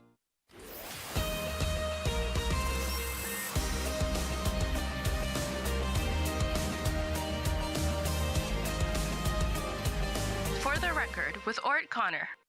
Good morning and welcome back to For the Record. We have some contributions to the discussion in relation to parliamentary pensions, and we have been told also that your pension, the parliamentary pension, vested after 4 years for parliamentarians. So, after 4 years, you become vested, but pensions depend on how many years are served as well. As you know, you have to serve a certain amount of time in order for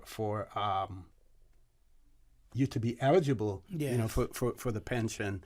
So I want to thank the writer for that. And then there's another one here. I'll read that afterwards. Miss Susan, do we have any callers? We have one caller, so we're going to make that the last caller because Doc hasn't had a lot of time to talk this morning. He's answered a lot of questions and stuff like that. But that's good. We've been answering a lot of questions. Yes. And really imparting information to our listeners. That's the most important thing. Yes. Yep. Caller, good morning. Welcome to For the Record. Good morning, Mr. Connor. Good morning, ma'am. How are you? I'm good. Good morning, Dr. Steve. Good morning, ma'am. How are you? I'm great. Mm-hmm. And want to piggyback off of something that Mr. Connor said earlier. It's always a pleasure to have you on. You make that show, not taking anything from Mr. Connor, but you make the show so exciting. And for people like me that's always looking for facts, I look forward to having you there every Monday, every Wednesday, and every Friday, whenever you can be there.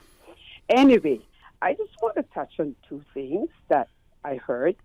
And one is your previous caller mentioned something about, in 1962, about us going back on the England, and then further says about, with what's happening, if we're going to go back on the Jamaica. So, Dr. Steve, I think you know how strongly I feel about that misinformation and that confusion. And, for those who do not know, we were never under Jamaica as they think it is. We were always under England. When Jamaica got their independence in 1962, we stayed with England because of circumstances we don't have the time to get into right now. So I think that should be clarified for everyone who's still confused about that situation. And that's why we remain a British Crown colony until today. Mr. Orman, as we know, tried to change that. That didn't happen because of what happened.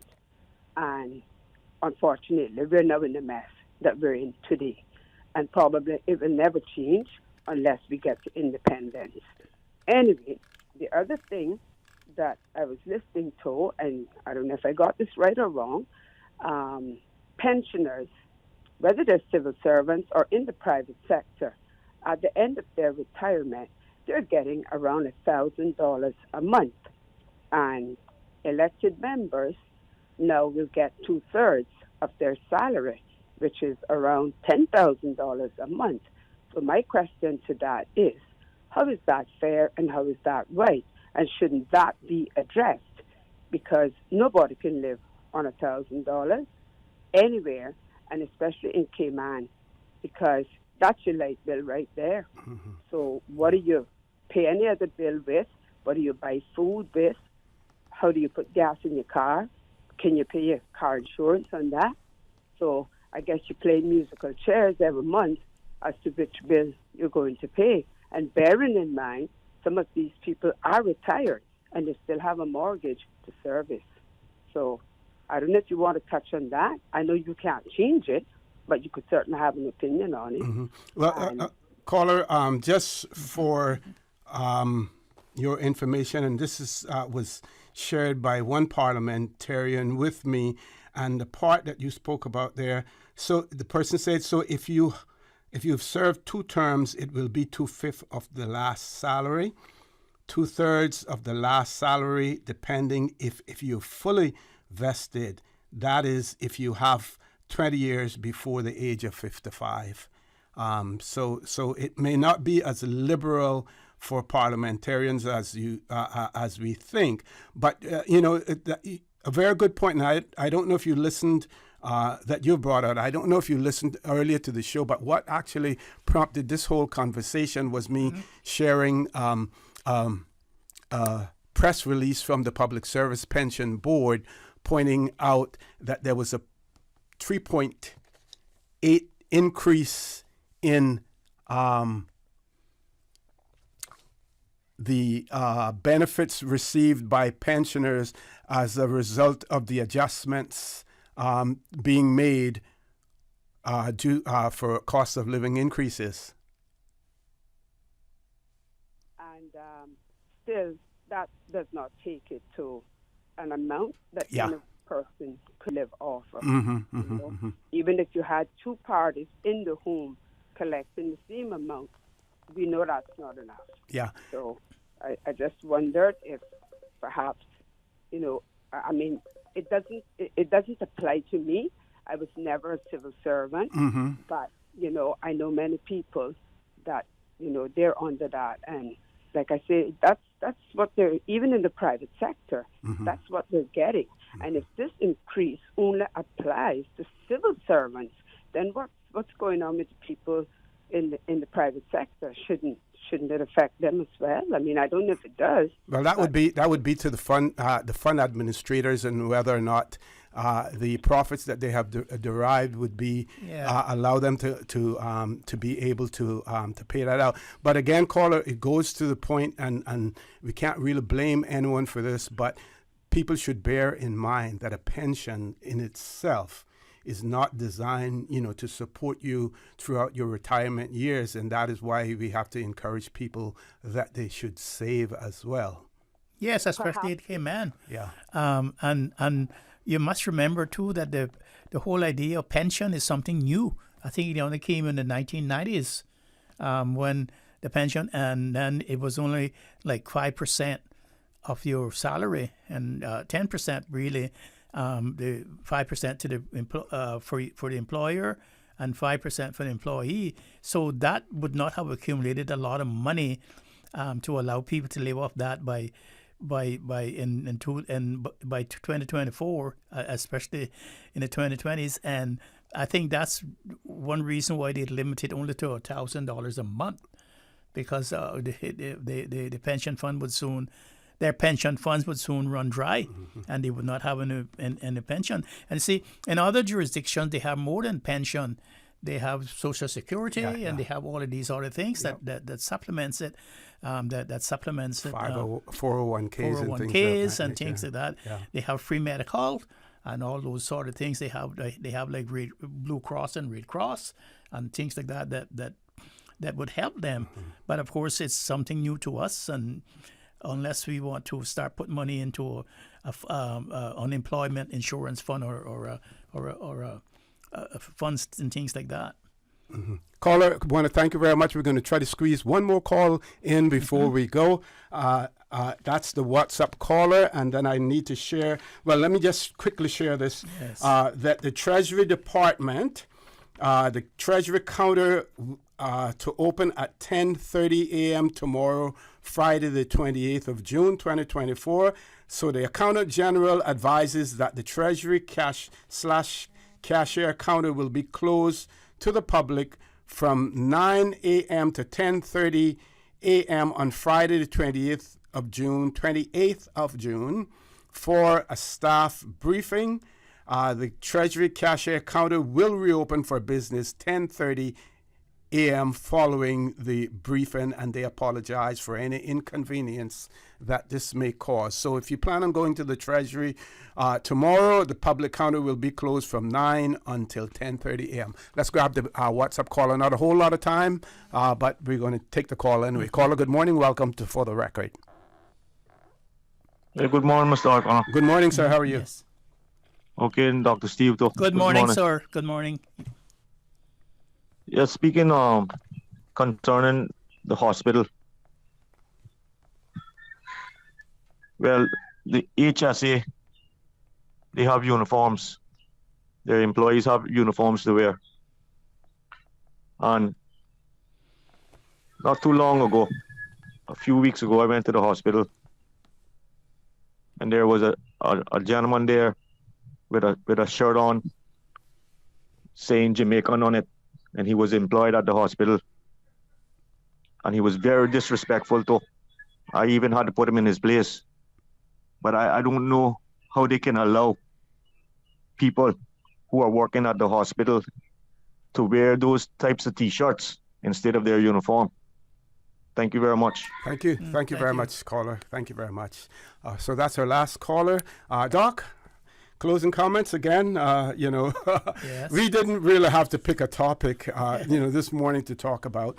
What I read from the Public Service Pension Board, that piqued a lot of people's, interest, as well, because it is extremely important. But again, I want to really applaud, and I declared an interest early in this because I'm a member of the Public Service, Pensions Board, representing the membership. Yes. But that Public Service Pension Board, that entity is run by Miss Jewel Ebanks Lindsay. Mm-hmm. Evans, sorry. Oh, Ms. Jules, forgive me. Ms. Joel Evans Lindsay. Mm-hmm. She's been there, from its inception, and she runs a tight ship, staff dedicated, and everything. And the public service pension, good return on investments. What is lacking is that the past pension liability, which I explained, which was before the pension fund was set up. Mm-hmm. If you were a civil servant and you retired, you got your money through the Treasury. It was the first call on government's revenues. Yes. So if the government, were to declare bankruptcy, you get the first, call on it. Mm-hmm. But if that past service liability was all paid up, mm-hmm. it would be so much more that could be realized by the membership, because it would be more investment, which means then possibly a higher rate of return on the investment as well. But so I just want to ask you think that the day will come when it will be all paid up? We hope that the government will will look into that and do that, and maybe some of the capital projects that they have embarked upon and they will continue to embark upon, take that money and really put it towards the real capital of the Cayman Islands, which is the people of the Cayman Islands. Yeah. Yes. Thank you. Well, Doc, again, thank you very much. As usual, like the caller said, when you're on the show, you're the star. This is where we get it. So, keep by that phone. Did you get that iPhone going yet? You got that going? I got my iPhone hooked up. Yes. But I don't know how to use it. It's a little bit challenging sometimes. But Miss Susan, you have an iPhone or you got an Android? We're going to set up some classes for Doc on that. Yes. Folks, I want to thank all of you who participated this morning, all of you who shared vital information, with us, especially about the parliamentary pension fund as well. Again, and the Seamen's pension. Seamen's pension, they clarified a lot of things for us. Yes. And